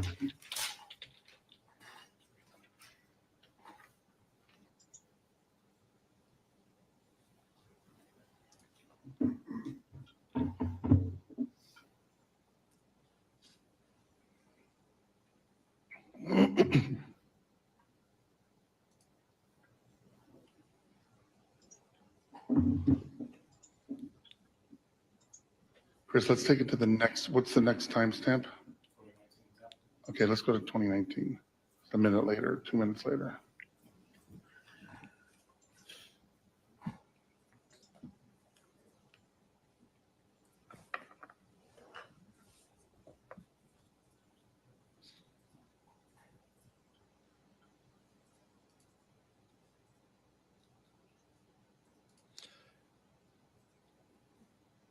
Yeah.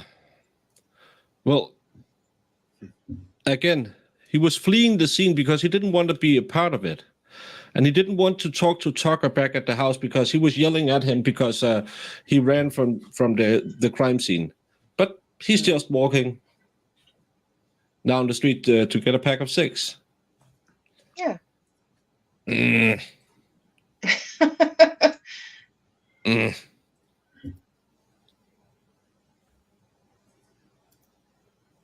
It's 2022. I mean, why are we watching this time and time again? Come on. We get it. Because now he's coming back with Detroit. There we go. Let's Remember play. Detroit, who just stabulated a No, guy it's- There you go. multiple Let's times, Pause for a minute, Chris. cut Thank you. a Now lady's it's throat military time, open. it says 2019. Is that fair? Yes. So now we're Yep. looking at what, 8:19 in the evening? Yes, sir. A few minutes from after the other video, right? Yes, sir. And go ahead, Chris, play.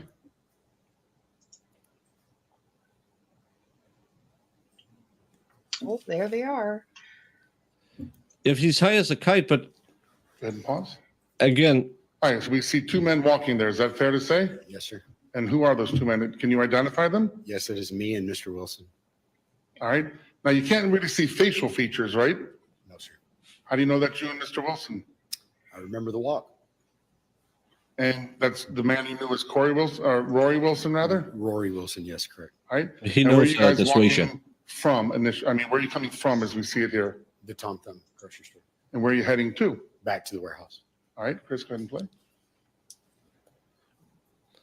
And again, just to reiterate, Detroit has moments before this stabbed a guy to death in a treehouse, run from the scene where this guy were the getaway driver, but got cold feet and drove away.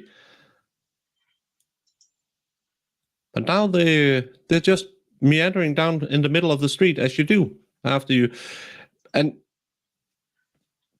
again, if you stab someone, wouldn't there be a little bit of blood on you? Yeah, I think so.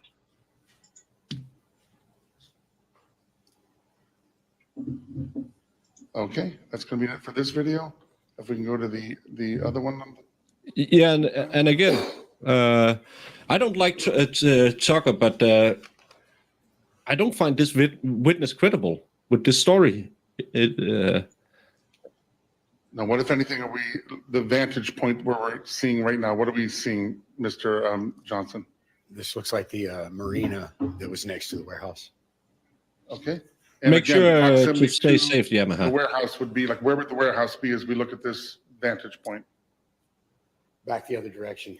The lights of the building in front is the CVS, and that would make the warehouse directly opposite in the opposite direction of roughly 200, maybe 300 meters. Okay. Do they know how long a Chris, if meter you can is? take us to the first time. No. I doubt it. Because he's saying exactly the opposite direction. 200, maybe 300 meters will be where the warehouse is. They're taking a car to drive up there, a highly recognizable car because it's scratched up. 200 meters is twice the distance Usain Bolt can run in 9 point something. He does the 200 meters as well. 200 meters, you can see from one place to another. Why will you be taking a car up there that you will park at the warehouse right down the street? 5 minutes, but 2 minutes later. Mm-hmm.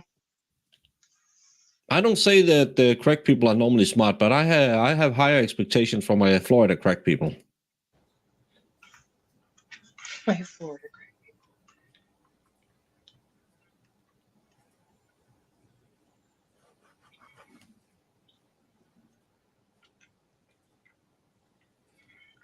I would still have taken the deal.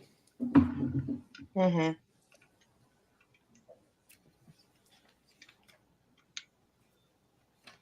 Okay, let's play it from there. Yeah. It's just because I know how active Roger is on crack, so. No. You will see a left photo of the defendant is what we are seeing now, whenever they find it on the tape. There is absolutely no evidence of him being there other than a dark person walking across the street. And this guy saying it was him.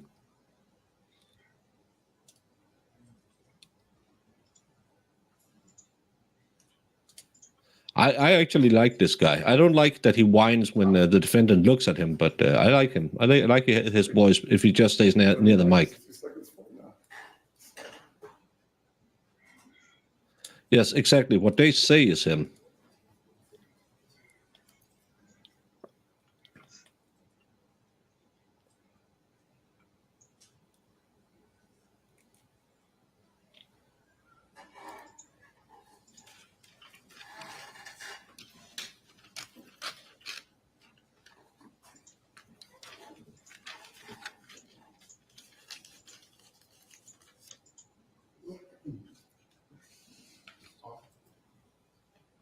Now we see a truck, or we see a vehicle pulling in there, is that right? Yes, sir.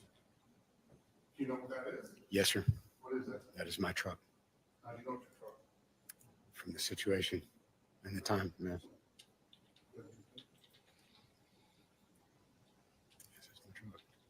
Now, off again. If you watch the lights over in here, just rewind.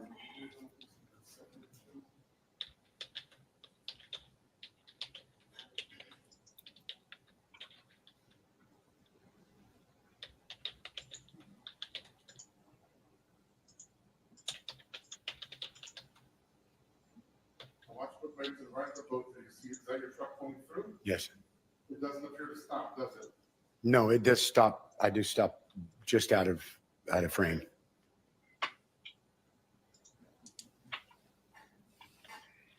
Is that consistent with the first drive-by that you did that night? Yes. We can't see if the truck is stopped here or not, can we? No, sir. Okay. That was your truck we saw. Agree. Is that what you said? Yes, sir. Excuse me, Mr. Mayor. Your Honor, can I move up just a little closer? I'm still having trouble seeing. Can I just stand on the edge of the table here? or Yes. something like Yeah, you can position yourself so you're able to see. He hates them.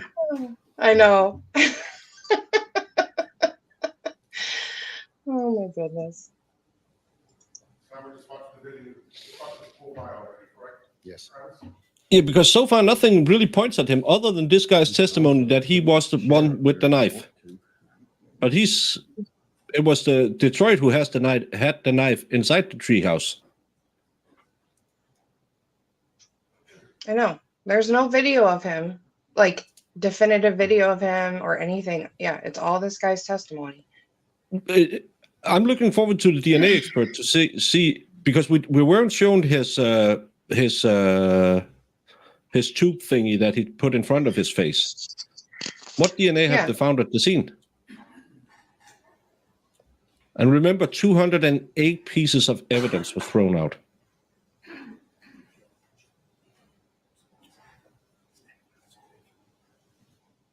Oh yeah, and tonight, if you're interested in the Turtle Boy case, they will be looking into the 10-page of affidavit that the victim wrote at 7:30 p.m. Eastern. Yes. It's going to be an interesting read. Sure is. Yeah, the lady with the throat out, she said, absolutely not him.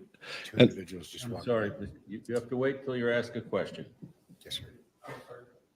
Chris, what's the next time?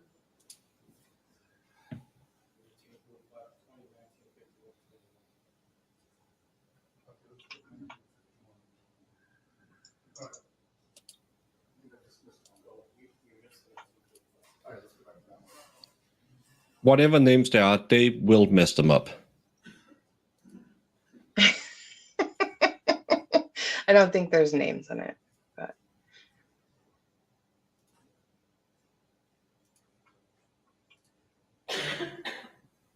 Okay, Travis, we just see something again, don't we? Yes, sir. What do we see? My truck again. Now, if you look to the right of the boat, what did your truck do this time? Stopped right there. It's back up just 2 seconds. Could you please not stand in front of the monitor? call the court. Tell him. Flash fan, I would say Yes, sir. right now, I think he's talking his way into prison. Stop. No matter what Is that consistent? this is about, because he's in court and he's not doing a good job.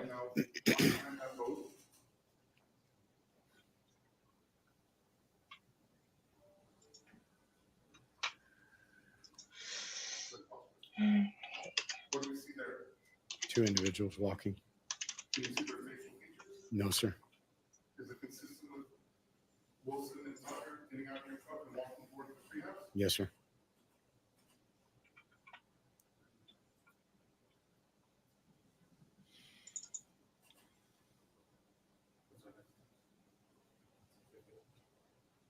Uh, 51. Yeah, he makes really good points. He should have that poor chunky lady. He should have ended when he said, "You were a bad cop. You had a bad investigations, and you can't determine that it's me on the tapes. You just say that because someone told you it was me. Correct? Yes." And then he went into, "I want to impeach her," and ended up doing half an hour of nothing. Travis, what do we see through the side of the boat there?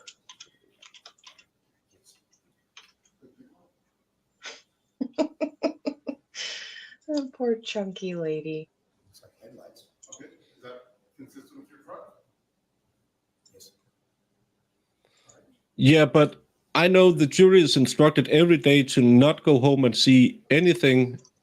Follow I the broken understand, baker. and that's why it was referenced consistent with, but it's Hi, Sir Sorbert. understood. We've missed you.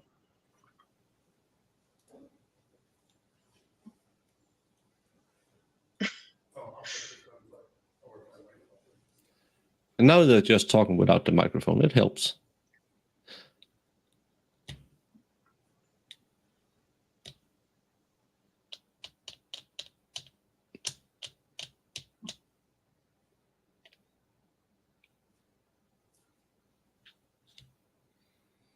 Bum, ba, bum, ba-dum, bum, ba-dum, bum, Anyways, ba-dum, bum, ba-dum, bum. The girl from Ipanema. Ba-dum, bum. Yeah, I don't know what they're doing. Oh, yeah, I was talking about juries in Songbird annoyed me again. The juries absolutely goes home and check why were we delayed for 9 hours and didn't go to court for more than 30 minutes. Don't tell me they won't do it, and they will see it's because he's an idiot. So, because I know they're instructed to not do it, but he's also instructed to be that at 9, and he can't do that. So, agreed. I should have twice as many jurors watching me. I guess. Nope. Yes.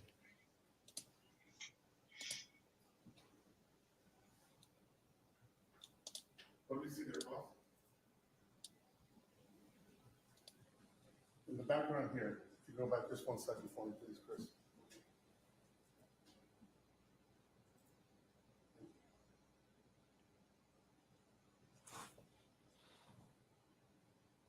That's Roger running away. Yes, sir, it did. Does it appear that they have a flashlight in their hand? Yes, sir, it did. Is that consistent with the person you saw running out of the treehouse with a flashlight screaming for help? Yes, sir, it is. And you can't see facial features on that, right? No, sir, I cannot. But is it consistent with what you remember seeing? Yes, sir, it is.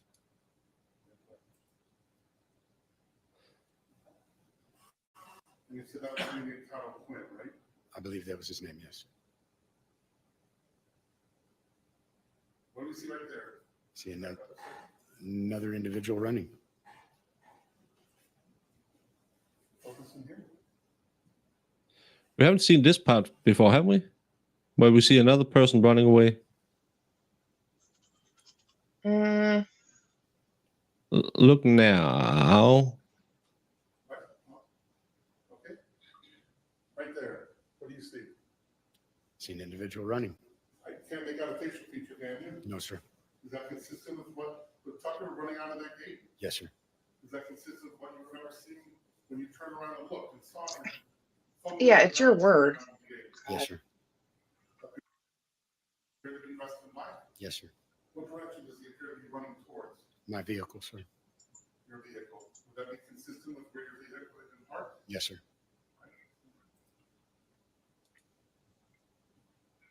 One guy ran down this way to the getaway vehicle.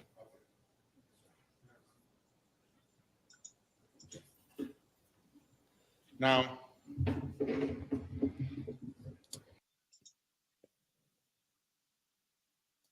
that's an evidence. The night back in 2017, well, Travis, before I ask you that, let me ask you another question. At this point in time, That's what she said. you guys had run out of drugs, you said, right? Yes. And that was part of the reason why you were doing this, you said, right? Yes. How long had you been out of drugs? Roughly 36 hours. All right, so prior to all of this happening, had you guys been smoking dope? Yes. And how close in time were you smoking to when this was happening? Probably 24 hours. Okay, so Maybe a little more. I'm sorry? Maybe a little more. Okay, so is it fair to say that directly prior to this happening, you were not under the influence of any drugs? No, sir. It had been 24 hours since you guys smoked something. Yes, sir. How about alcohol? Had you been drinking prior to this happening? Yes, sir. Okay, how close in time were you drinking to when this event occurred? I probably had a beer in the truck with me. Okay. Anything, I mean, were you so intoxicated that it affected your perception of what was happening? No, sir. Were you so intoxicated that you couldn't tell or you couldn't really see what you said you saw coming out of the treehouse? No, sir. So your level of intoxication didn't affect your ability to perceive, No, sir. and you hadn't done any drugs? No, sir. Not, at least not prior to this, directly prior. Correct. Now, taking you back to 2017, when you were down at the station, you gave them a statement, correct? Yes. After the statement, did they ask you to watch videos? Yeah, they did. And did you in fact watch those videos? Yes, sir, I did. Are they the same videos you saw here today? Yes, sir, they are. Now, back No, then, he has a they mohawk asked you into about your a ability to identify in those ponytail. videos, right? Yes. Let's take the first video we saw where you identified as yourself walking towards Tom Thumb, Yes. and then you were coming back with Wilson, right? Yes. Back in 2017, when you watched the video, did you make a positive ID? I did. All right. Was it an unwavering ID, or did you kind of vacillate back and forth? I was vacillating, yes. And why were you vacillating? Fear. I Were was you scared. scared? Yes. Why were you scared? Because I was realizing that they had video evidence and I was being implicated, that this was, I was caught. I was scared. Were you surprised when you saw these videos? Yes, sir, I was. And when you saw the videos, had you already given your statement, or was your statement yet to follow? I gave my statement. They used these videos, I guess, to corroborate what I had already told them. Okay. And so referring to the part where it showed you walking down the street, you said you ID'd yourself, but you vacillated. Is that fair to say? I did, yes. And at the time when you were watching it, did you know it was you? Yes, I did. And you vacillated again, why? Again, out of fear. You couldn't clearly see facial expressions or facial features. So by me vacillating, I was hoping to, I don't know, somehow convince them that maybe it wasn't me, or convince myself that it wasn't me. But I knew it was me. And were you surprised when you saw these videos? Yes. Now we talked about the other one that showed you walking. Let's talk about this video here. When you saw this video, did they ask you to identify your truck? Yes, they did. And were you able to identify your truck? They I was, just yes. got to. Again, was that he an was unwavering apprehended by the police. identification, or did you vacillate? Again, I vacillated. And why did you vacillate? Again, because I knew it was me. And for lack of wanting to outright admit it was me, I wavered and, I can't really tell, those kind of attitudes. Now, as far as the two men that we see coming from your truck, can't make out facial features, right? No, sir. As you sit here today, can you say that's consistent with what happened that night? Yes, sir, it is.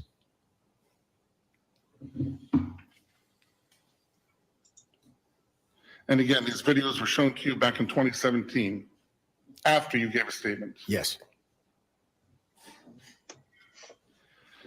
After you watched these videos and you kind of gave your vacillating identification, what did they do next to you? A few minutes went by and they charged me with murder. Okay, you were charged. Yes.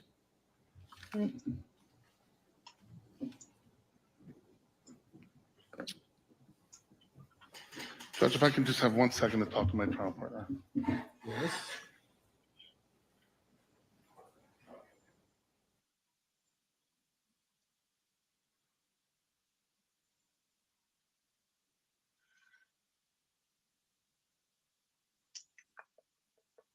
I feel like he's gonna. All right, Travis, so you were arrested that night, correct? Yes, sir, I was. And you were charged with murder? Yes, sir, I was. And you sat in jail for a long time Yes, sir, I did. while this case made its way through the criminal justice system. Yes, I did. About several years, actually, correct? 56 months. 56 months, you have it down. Yes, sir. Now, at some point, and I'm going to talk about April of 2022. In April of 22, at that point, you had a lawyer representing you, correct? Yes, correct. And at some point, were you approached about potentially cooperating with the state and becoming a state witness? Yes, sir, I was. And is that something your lawyer approached you with? Yes. And through that communication was a meeting set up between you and my office to talk about what you knew from this crime. Yes. And again, at that meeting, were you once again asked to give a sworn statement as to what happened? Yes, sir, I was. And did you give that sworn statement? Yes, sir, I did. And where did that take place? It took place in the first appearance room, which is an office off of the main lockdown facility in the jail. And you were still in jail at that point, right? Yes, correct. Travis, from that night that you went down to the station from Big Pine, did you ever get out? No. So that night you went in and you were in the entire time? Yes. Consistently until this April of 22? Yes. All right. And you sat down with your lawyer, correct? Yes. Somebody from my office Yes. and the police, a member from the police department? Yes, sir. And did Detective Weiner, I believe was his name. I'm sorry, sir? Detective Weiner, I believe was his name. All right. Wait, And Wiener. or were you asked to give a sworn statement about what happened that night? Yes, sir, I was. And did you in fact do that? I did. And after that was done, did your lawyer talk to you about potential cooperation in this case Yes, sir. and what the deal would be, correct? Yes, sir. And ultimately, what deal did you get, sir, in order to cooperate and testify on behalf of the state? I was given credit for time served, which was almost 5 years. Then I was also put on supervision, probation for an additional 5 years until the completion of this trial. Okay. And it's he one of was the charged terms with of your murder. probation that you cooperate with the state Yeah. in their prosecution of this And matter? robbery. Absolutely, yes. And did you accept the terms of that deal? Yes, I did. And what did you ultimately plead to in order to effectuate this cooperation? The murder charge was dropped, but I did plead to aggravated robbery with a mask while armed and aggravated battery with a deadly weapon while masked. Okay. If they had a solid case, would they let anyone get away with 5 years for those two charges? I know California and stuff like that lets people go without bail and bonds and stuff like that. But he pled guilty to two very, very bad crimes for 5 years in prison. Yeah. You can, And they you were can, ready to give this guy time served too. So yeah, you can sing, point the finger whoever you want to put them at the scene. I'm still not sure he wasn't the one doing it. How do we know? Yeah, but again, it demands that the defendant is crystal clear on this one. He took the time served. Yeah. Tucker only had 2 years because his girlfriend bailed him out, or his wife. I said what I said. Which are he did. serious charges as well. Of course. Now, did your lawyer ever explain Exactly, to and you, that's why Tucker even won't though take you it weren't the either, because person he that has a went lawsuit inside, against the state. you were guilty? Yes, And that was under this principal theory. yes. And you accepted the deal and you went ahead and took the terms. But And that's it demands where that we're at Tucker today. Is doesn't that get fair to into say? one of those rabbit holes. Has everything you've testified to today been the truth as far as you know it? As far as I know it. So we'll go to lunch and then he'll start the cross-examination, or? Travis, at this time, I have no further questions for you. Thank you. We'll Judge, I'll see. tender the witness. All right. I would be done Cross-examination. within 30 minutes with the cross-examination. Your Honor, I was wondering if we could take like an early lunch so that when I do my cross, we can just go ahead and get in the cross and not break it up. No, I think that we've got ample time to get well underway here. Again, you can be done in. I can do this for you. I expect it to be a long cross. Well, I understand, but we've got a good chunk of time to get started, so I'm just. He's already peeing me off again, and I was just swinging back. And I'm normally not a swinger. Yeah, because he's probably not prepared. Exactly. I'm going to grab myself a cup of coffee because this is going to be stupid. You go ahead. Okay, Mr. Johnson. Judge, I'm sorry, before we start, let me return the drive back to the clerk. Okay, that's fine. I don't know if Mr. Tucker would care to move the podium a little bit. And actually, if you want to leave that up there, that's just fine. I planned on pulling those exhibits anyway, unless you want.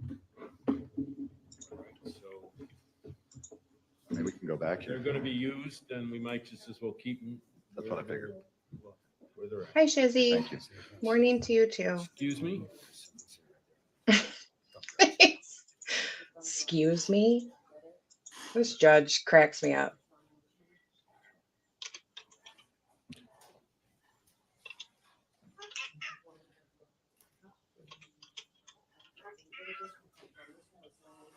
It's a copy, Judge. It's a copy just so. Sure.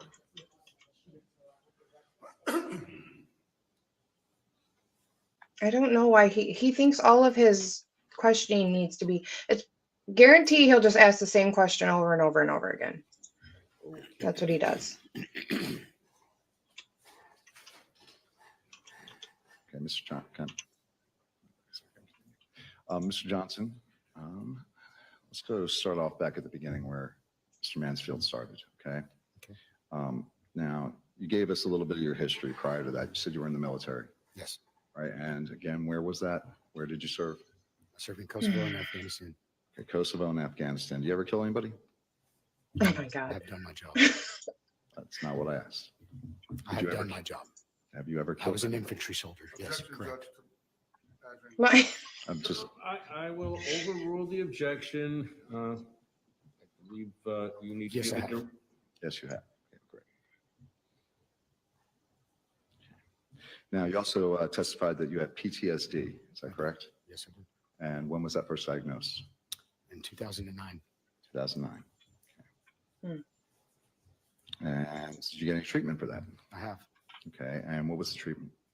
I have had multiple issues of treatment through one program in Bonham, Texas, at the Sam Rayburn VA. It was a total inpatient program for roughly 10 months. Came out of that one, went back into another program in 2015, which was in Miami, which was also an intensive inpatient program out of the Miami VA. So 2009, 2000 to what? Almost 2010. 2009, 2010, yes, would be my first initial treatment. And then the second intensive inpatient PTSD treatment was in Miami, at the Miami VA in 2015. And how long did that last? For approximately 11 weeks. 11 weeks. So I'm sorry, was that weeks or months? Weeks. Okay. Weeks. and is that the only time you've sought treatment for it? No. Okay. Any other ones that were long term? Those were the longest term, but I have maintained a continuous outpatient treatment with the Dallas VA before I transferred to Miami. Okay. But the last treatment I received was in October of 2015. Okay, back to the military. What was your MOS? 11 Bravo. 11 Bravo. Okay, so you're Infantry soldier. Infantry, yeah.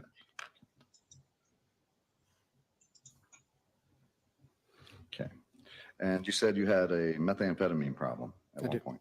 And how long ago was that? Years. Probably from the time I was 15, off and on, most of my life. Okay, so time you were 15, and I'm assuming, don't have a methamphetamine problem now. No, sir. Okay, but you did it back in 2017.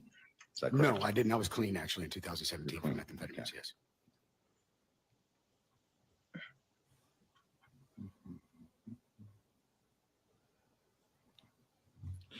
And you said you first came down here with Crystal Barrett. Is that correct? Yes. And that she got you a job. Is that correct? No, we were going to partner into a franchise, not so much get me a job as it was going to be a partnership through this Snuba franchise that was, quite new at the time. Something of interest to both of us.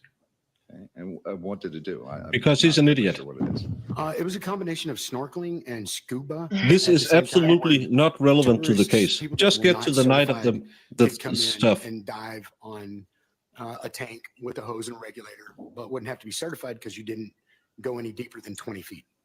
And anything after 20 feet, I guess you would have to be certified. So this franchise allowed people to come on vacation, experience snorkeling and scuba diving without having to go through all the certifications to do this.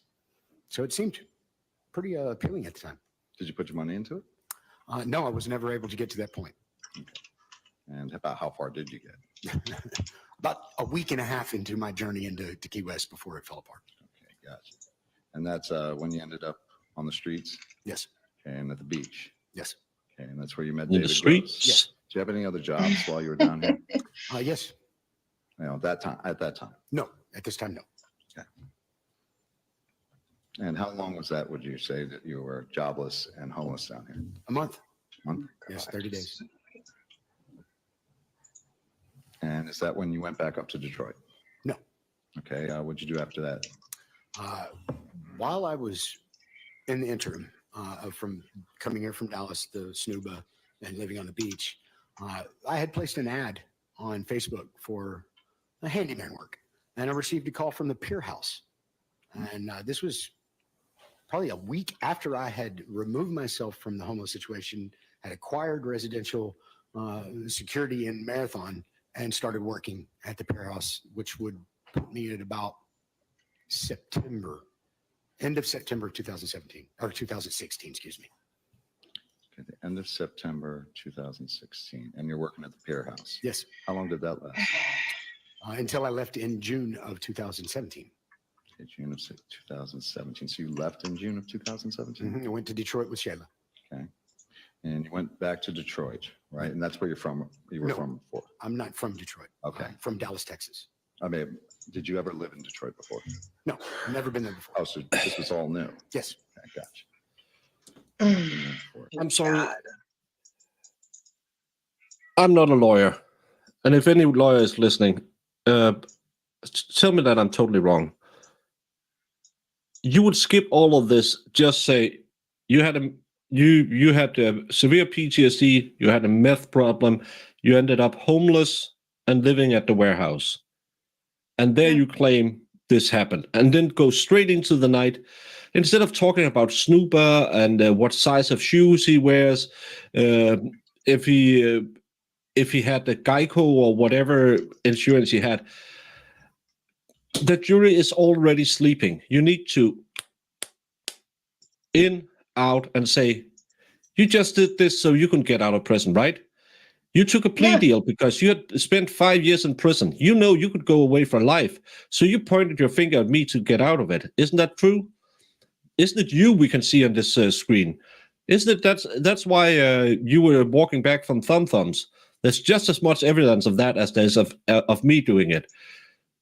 But you just took the plea deal so you can get out of it, so you can get back on the street, back to the crack pipe. And you had met David Gross on the beach, right? Yes. Let's see. Okay. September 2016. Now,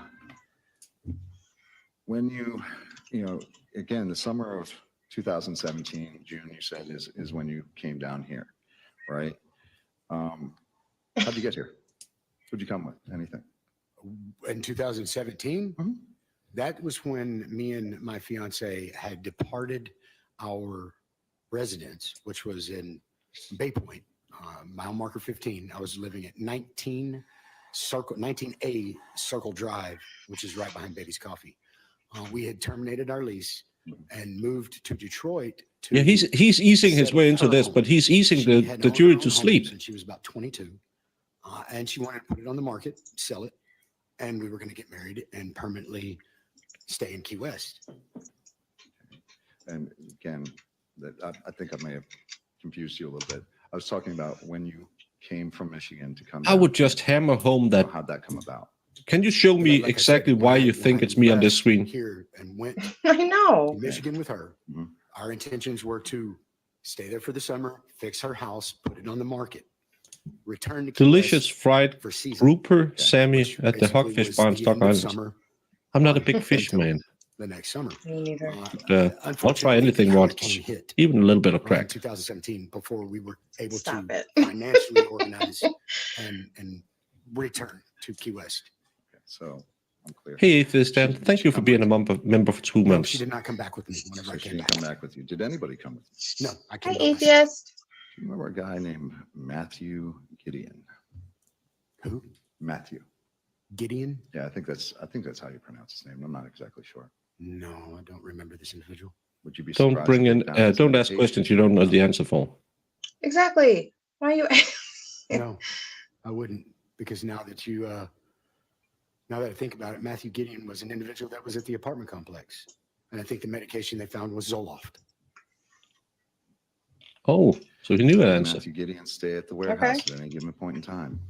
I believe he was there for a day or two in the very beginning before I had met you. Now, let's get to that. You did say God. that you didn't meet me until a few days before this happened, correct? Right after I got out of jail.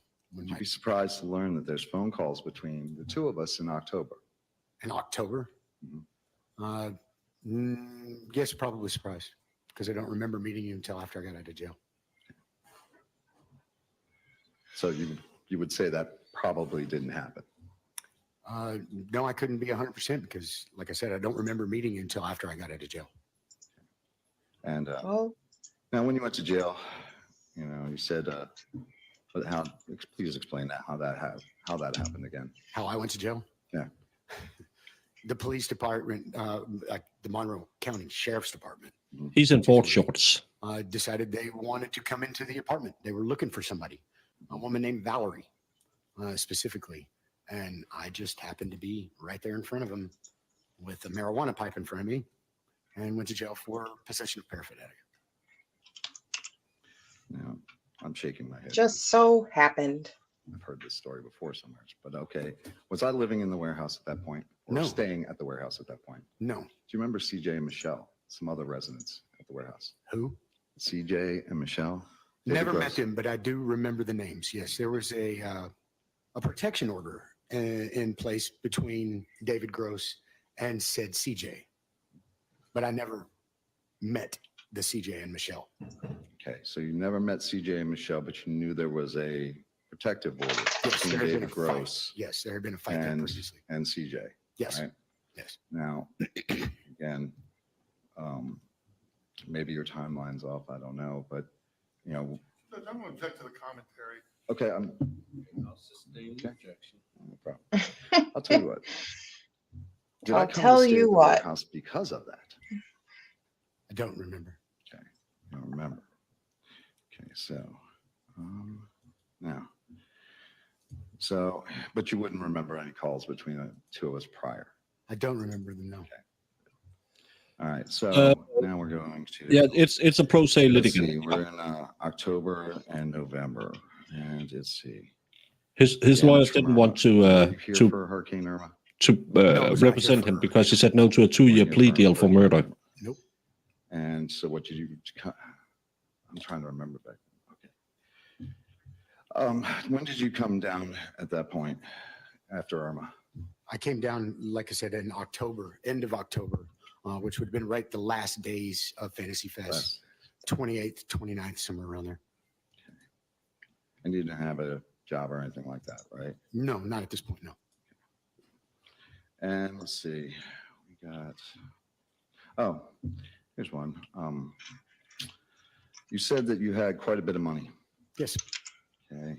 And that it came from your military from background. my disability check and from money that I had been saving from work I had been doing in Detroit. And you just giving us approximate about how much we're talking about here? I had about $2,800 in my pocket. $2,800. So you're doing a robbery for $50 of Yeah, gas let's money with see. $2,800 in the pocket. We get, yeah, okay. Okay, What? now, did you find it ironic that you came from Detroit and that Roy Wilson was nicknamed Detroit and then your friend David Gross Objection was irrelevant. nicknamed Detroit? Yeah, it was a bit ironic, yes. And yeah, again, Michigan. But okay, so okay.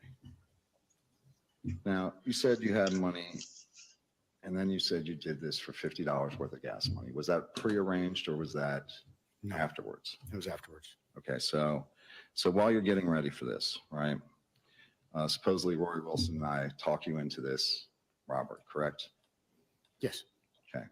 Now, again, supposedly you saw us put on dark clothes, brandishing weapons. Is that correct? yes. Okay. Now, again, there's no amount of money that you're expecting out of this. No. Okay, so my question would be, why would you do it? I wanted to get high. You wanted to get high. So you're willing to drive for armed robbery. You know this is going to be an armed robbery, correct? Yes, Okay. And you're willing to do it to get high. yes. the rationality of the thought process isn't very clear when you're in full addiction. I would imagine not. In addiction, At this point, entire life. Have you ever sought out treatment? yes, we just discussed that. No, I talked about your PTSD treatment. I'm talking about drug It's a treatment. combined It's diagnosis.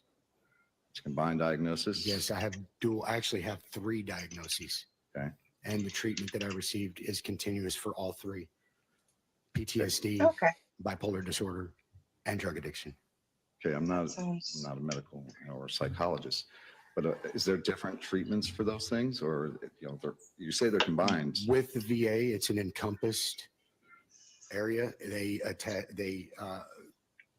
pay attention to the diagnosis of PTSD, of also drug addiction, of also any other side.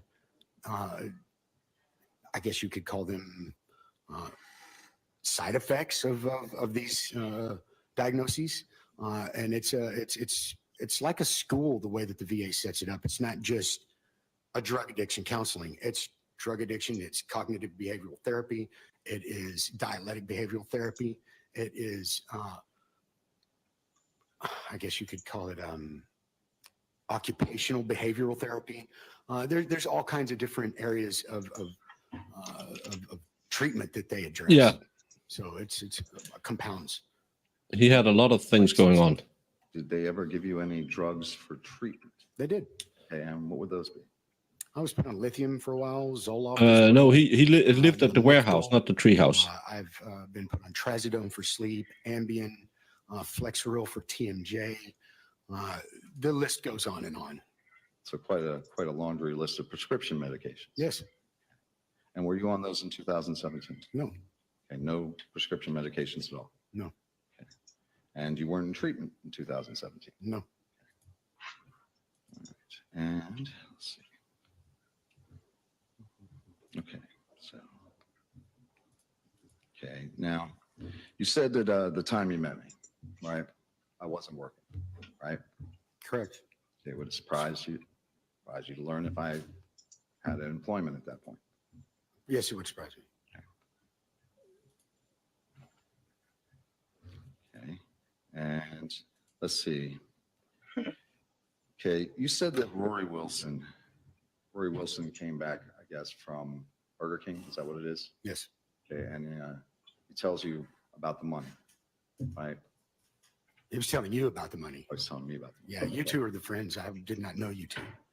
But Oh, he didn't know Sure. that. I know. right. No, Okay, but he- and so you're listening to this entire conversation. Yes, Okay, how did he approach me about that? sir.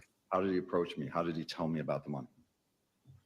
It wasn't a secret. He just came out about it. We were all in the room together. He came out about it. He wasn't secretive about it. He wasn't all cloak and dagger about the information. He was quite excited that he had the information. Well, then, I would imagine you would have heard what he said at that point if he's not being secretive. So what did he say to me about the money? He said that he found out that over at the treehouse, there was a large amount of dope and some money, and he wanted to go get it. Okay. Hmm. And did he say where he got that information from? Burger King. Got it from Burger King. No names or anything like that. No. How many No names. how many crimes do you pick up at Burger King? And what was my response when I Oh heard my this God. money? You were pretty much down to do it. Okay. Did I say anything specific? Not that I can remember. No, not 100%. Did I ask him how much money it was? What was going to be entailed? I don't remember. Okay, nothing. Did you remember? No. Okay. But at the same time, we're not being secretive. No. Okay, so, and you said you never saw the treehouse prior to that. Is that correct? This is correct. And now, when you went around and did your circle here, right, with the truck that he just asked you about, right? When you went around, did you stop any place? The first round? Yeah. No. Okay, how about the second round, besides the treehouse? No. Okay, so how about the rest of that day? Did you go anyplace else? On September 17th? November 17th. I mean, November 17th, earlier that day? Hmm? Yes. Okay, where'd you go? It's probably at the beach. Of course. It's the Jackpot number Springs, one- always with reason. My sanctuary. Beach? Anyplace Good else? to see you, Jackpot. That's what you know. Okay. And would it surprise you to learn that the MCSO has in evidence a picture of you going into CVS just prior to the crime? No, Wouldn't surprise you, or I, you no, would I be don't. surprised? I would be surprised because I do not remember that. Oh, he didn't remember that. Oh. Remembers everything crystal clear, but Now, could you hopefully explain that if he can bring that does picture in. exist? Could you explain why? I'll let him finish the question and I'll rule on the objection. Well, Your Honor. If such a picture did exist, could you explain why it would you be? better show it. Show it. Show it. Now, when you went around the block there, or what, you said you guys were checking it out. Is that what it is? Yes. Or that we were checking it out? Yes. Right, okay. But I guess, did we see anything along the way? Did we have any discussion along the way? Not that I remember, not that I recall, no. And now, Oh my gosh. when did we go back to the warehouse? You said we went back and got in dark clothes and brandished the weapons, right? Yes. Okay, when did that happen? Right after that circle? Exactly. Or before that? It was Slap the in. first This is the circle. picture. First Can you circle. explain this? Mhm. Nope. Okay. That was and, the drive-by when we went to initially. Yeah, to he show doesn't me the understand location impeachment. Of where we were going. I was just showing you the location, or Rory Yes. was just showing you the location, right? Yes. Okay. I don't like the way he's And doing this, though. Does anybody So that else first drive-by, bother you? How much time would you say was between He's like- that first go around and when the truck comes back? He keeps I don't putting know, from the himself time in the stamps, it looked story, roughly and 10 minutes. From the video? Yes. Yeah. And he The doesn't first one show was the in picture. The 1900s. That would be 7 o'clock. Okay, so Judge, I'm going to object. There's confusion here. They're referring to two different things. I mean, well, you here too. So. yeah. Okay, if the witness is confused, then you need to say so. Other than that, I'm not sure what two different things we're talking about here. Let me back up just so that we can be clear. Okay, you did this drive-by around, right? Yes. And then we went back to the not treehouse. We went back Well, to the stop warehouse. saying we. Yes, We you went did, back. We did right? this. Okay, and I don't about know. how much I don't time like it. did you think passed between that first go around and going back to the warehouse? My ideal would be around 5 to 10 minutes, maybe even 15. I'm not real sure on times. Okay. As far as that goes, as far as my memory serves. Okay, just trying to get a little timeline here. Yes. Okay, and on that video, do you know how many minutes it is between the first go around and when this truck comes back around and you haven't park? I didn't do the math, no. Now, you said about 10, 15 minutes before you return, Judge, right? again, I'm going to object to the mischaracterization of the video. Well, can we come sidebar? yes, we can go sometime. Well, This judge hates everyone. Exhibit 100 moment would be to produce that CVS picture, but it's not placed in evidence, so you can't really use it for anything. Well, just to say, like, dude, go get it. What have you been doing this whole time? You've been doing interviews and sitting on your ass and being late for court. You haven't done Yeah. anything. Well, he has to have someone produce it into evidence. Yeah, remember that time you were high and told me you wanted to commit a crime all by yourself? That story could be just as good as what the other guy said. Yeah, I was just sitting at the table and a guy came home from Burger King and said, "Let's rob a place." And they said, "You want a 50 for gas for driving us there?" Yeah, sure. I had $2,800 in my pocket, but sure, a 50 for committing a crime. No problem. I just had 6 days in prison. It's oh, this judge has so lost it with this trial. I know, look at his face. Yeah. And they had the DNA expert this afternoon as well. Oh, God. And this guy doesn't understand DNA. Hopefully most of it is thrown out.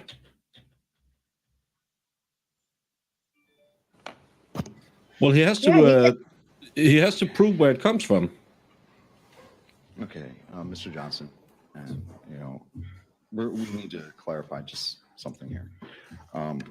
Now, when you did that first drive-by, in the video that we see in the video, that was not your first drive-by on the Treehouse. Is that correct? I do not believe so. Okay, you don't believe so. And, okay, would you, it's hard to ask if you don't believe so. If, you know, if you did do another drive-by, about approximately, how long would it have been? About 10 to 15 minutes. 10, 15 minutes prior to that Yes. first drive-by. Okay. Now, went back. Okay, so it would have been 10, 15 minutes from the one we can't see, the one we can't see that's on here. 10, 15 minutes from that first one back to the warehouse, right? Correct. Okay. Now, about how long do you think it took for me and Rory Wilson to put on dark clothes and come down with the weapons and all that?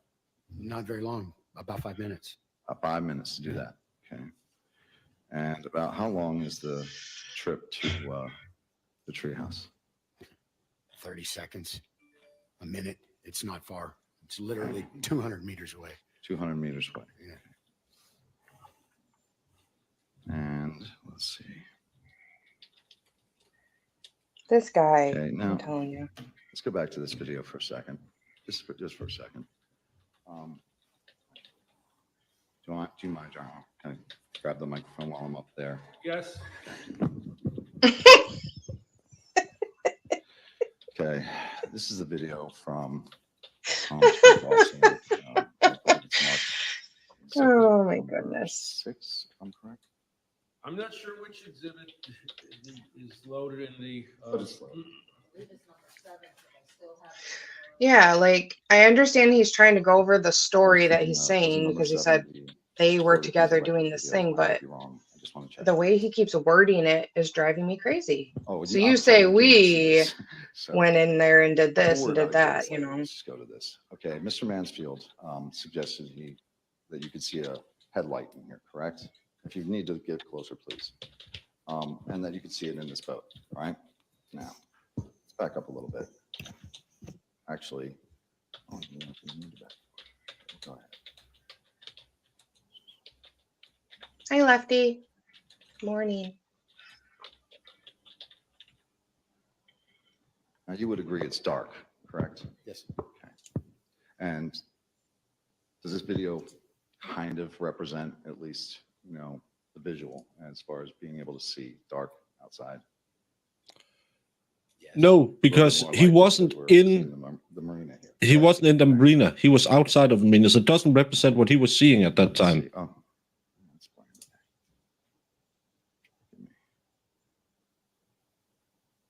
Yeah. Let's see.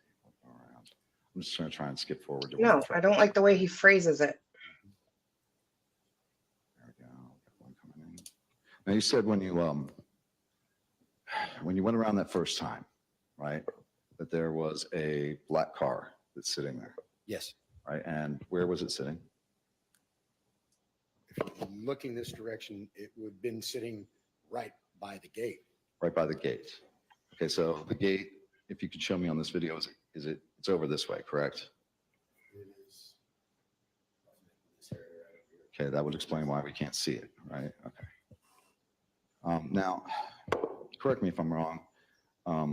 Now, when you testified a little bit earlier, did you say that you dropped Rory and Wilson and I off at the gate?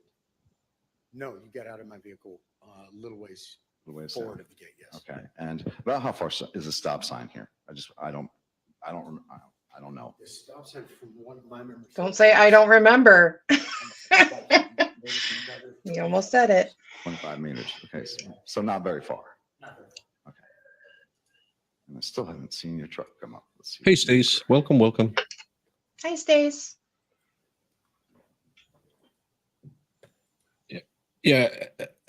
At least have someone make sure you know what the evidence are and how to present them.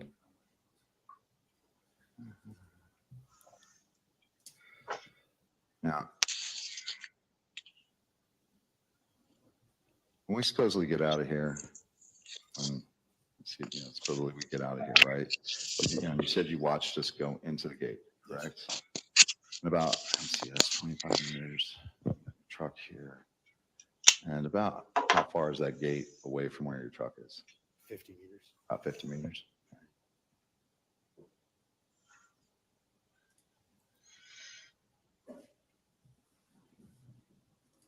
see, I still haven't seen truck coming up.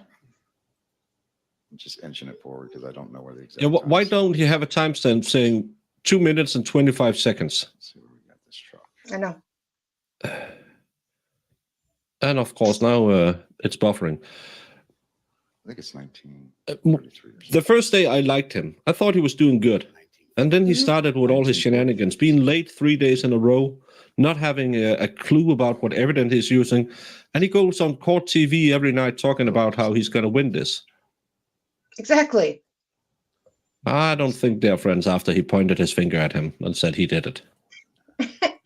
Well, he claims he didn't know him at all, right? Yeah, he was just sitting at a table, and Detroit came home from Burger King, said, "Hey, I heard there's a slash." What's the word he used? I'm going to take your word for this and go to 43. I don't know. A dip, something. It was a weird word he used, and they turned around and said, "Hey, you want a 50 for driving us up stealing drugs?" Yeah, sure, I'll do it. And he said, Yeah, he was because sitting his there Lyft slamming driver it off. his Lyft driver dropped him off on the wrong side of the courthouse. No. The judge was just Oh, about wait. to have the police arrest him. While you were in jail and you're going through this, did your lawyer go over all these materials with you? No, Okay. Did he go over any of the evidence in the case with you? some of it, yes. A stick? No. I should have.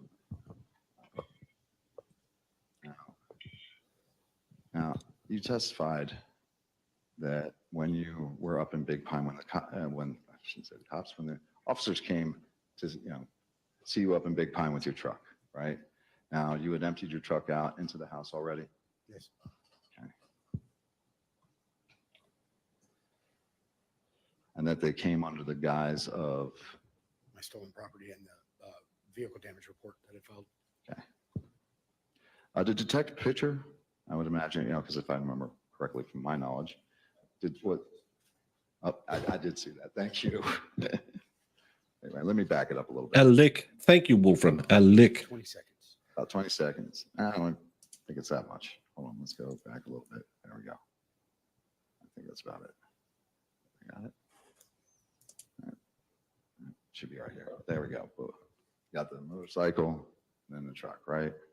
I'm assuming that's a motorcycle.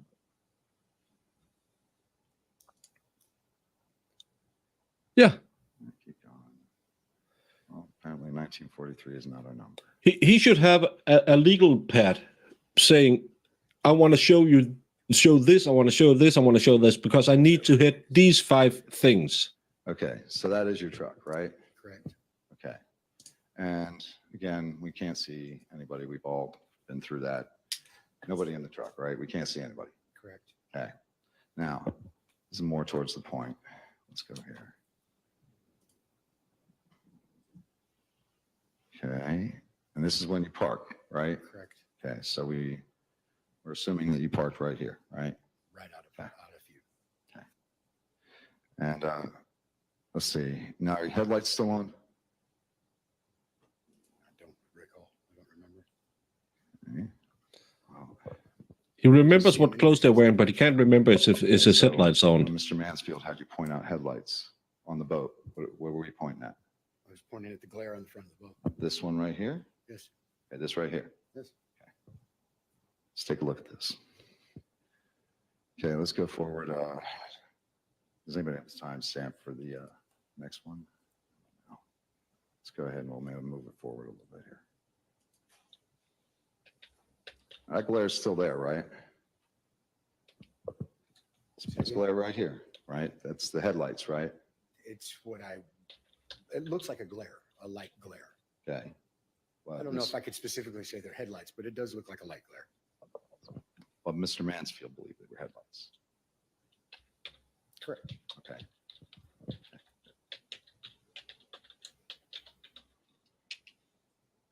Let's see, let's get closer here.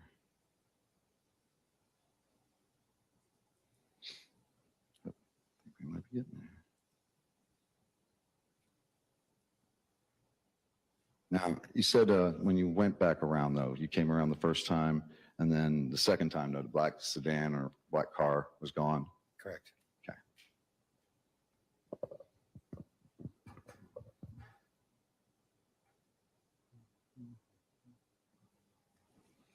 Getting close. Boom, It's towards the end. boom, boom, boom, boom, boom, boom, boom, boom, boom, boom, boom, boom, boom. The glare's still there, correct?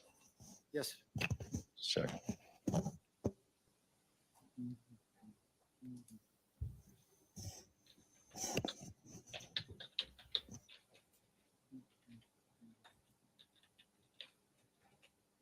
See if we can pick up that one.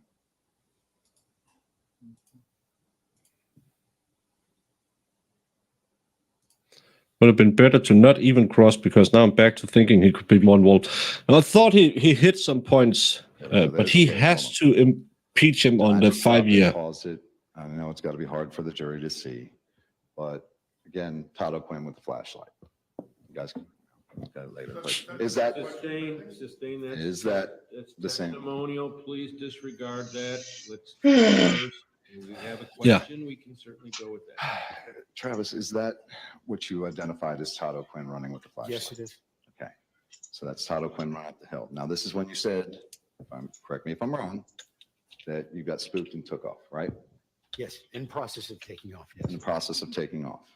And in the process of taking off, you said you looked back, saw me with the backpack, and Yes. I'm stumbling, grabbing things, right? Right. Correct. Okay.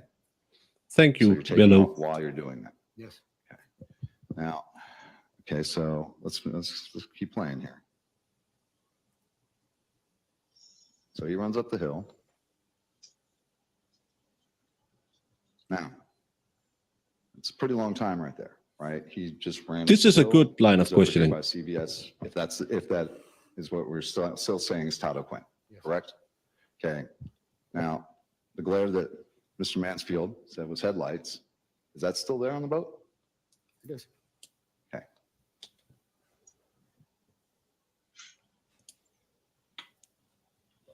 Now, there's not much left to this video. Glare's still there? Yes.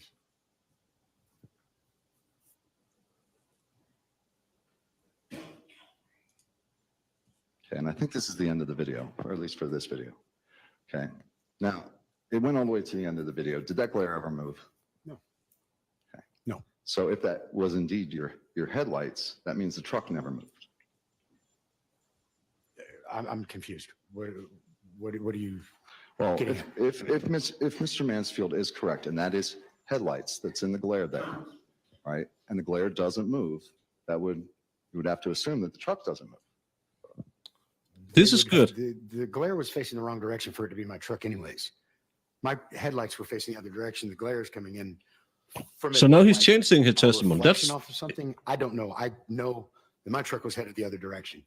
This is actually good, because now he just said, when you pointed out the headline glare, is it this? Yes. And now he's saying, no, it wasn't that. So that's actually good, because now he's saying you didn't run away when you said you ran away. Well, he's not all that stupid. Truck was headed the other direction. Yes. So wait a second. That way. Okay, wait a second. With the reference to the frame, Hold on. the way the Let vehicle me comes back it up. through. So let me back it up for just a second so that I can get a clear picture here too, because I'm not exactly sure what you're talking about. Let's go back a little bit. And we don't need to see, all we need, I just want directions here. Okay? Okay. Okay. Now, okay, we all agreed that this is a truck going this way, right?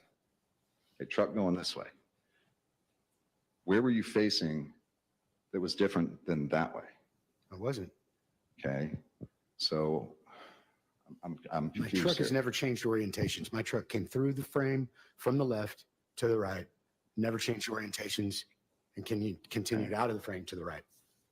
Because the street where the stop sign is 2nd Avenue, and it turns right and goes right directly to the warehouse. Okay, and so your truck is facing this direction, right? Correct. Okay, and Mr. Mansfield said he thinks this glare here is your headlights, and you agreed with him. Is that correct? It could have possibly been. I agreed because the possibility at the time looked like it could have been my reflection of my headlights. Correct. Okay, but you would agree if that is your headlights, that the trucks did not move.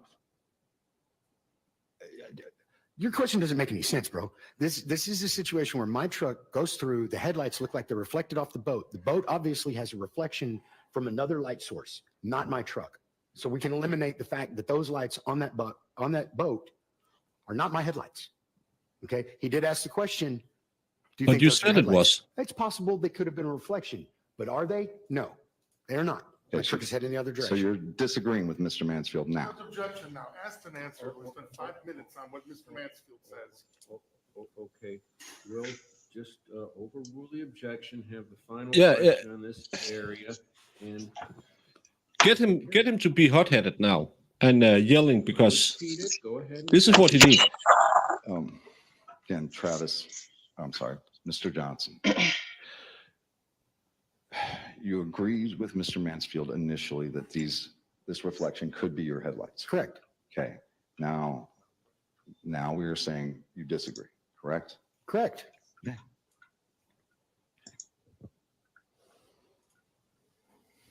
That's a problem, yeah. Yeah, you just did a 180. You agreed and disagreed.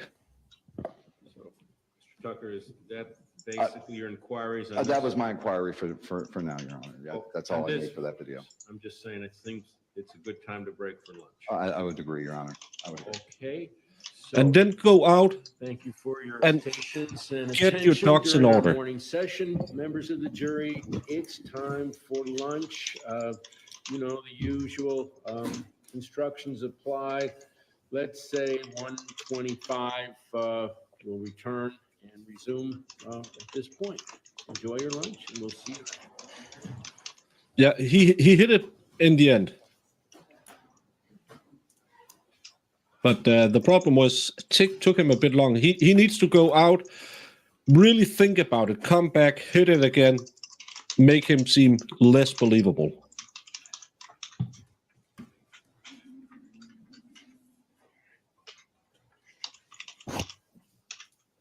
Well, I tend to do that when people are stupid. Okay, now, again, Mr. John. I need that video. Okay, the clerk would like to get the video from the machine. You don't discuss your testimony. Anybody want any other instructions other than to tell him during lunch not to be talking about his testimony with anyone? No, Your Honor. No, that's fine. And just, Mr. Johnson, if you could just be out here by 1:15 so we can pick up on time, that'd be great. Appreciate it. Thank you. All right. 25, we'll return. Could you instruct the defendant to be here on time? If you.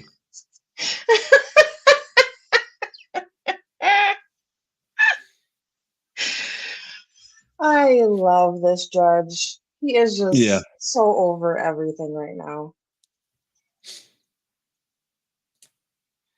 But you know what that means, Jamie?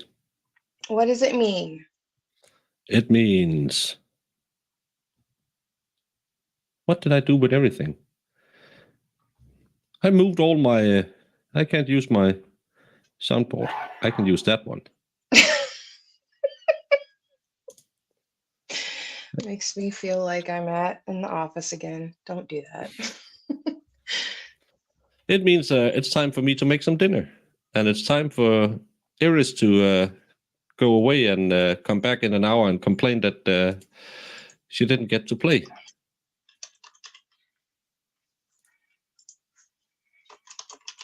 Mhm. Took him too long to get there. Ended strong. Hopefully he'll go out and come back really, really strong. He should come back, have maximum 10 minutes of really, really succinct answers. He just got him to flip the script and say, "Oh, yo, bro." So I would say he got there too late, but he got there in the end. I think the cross for me, he's doing too much. I mean, I don't know how everybody else feels, but every time he says like, so we did this and we did that, and you said we did this and we did that, like, I don't like that because No. it's just, it's not like I believe the guy anymore, but it doesn't really. No, it doesn't really hit Yeah. home. Did I put the wrong in it again? It should be the right one. Why doesn't it? What happening? Did I do it wrong again? Why isn't words on stream working? I don't know. I'm just gonna reload and see if it works.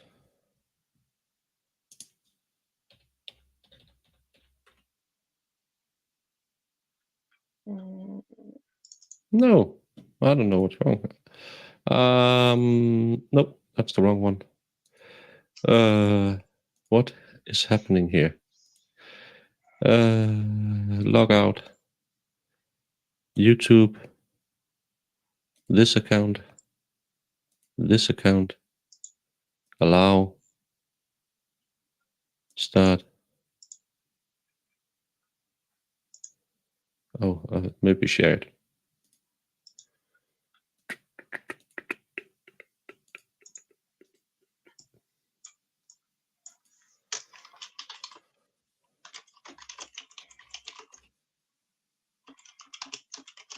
Why won't it go, Jamie? I don't know. Do you have your Mm. the right account logged in and all that stuff? I don't remember what happened last time. Yeah.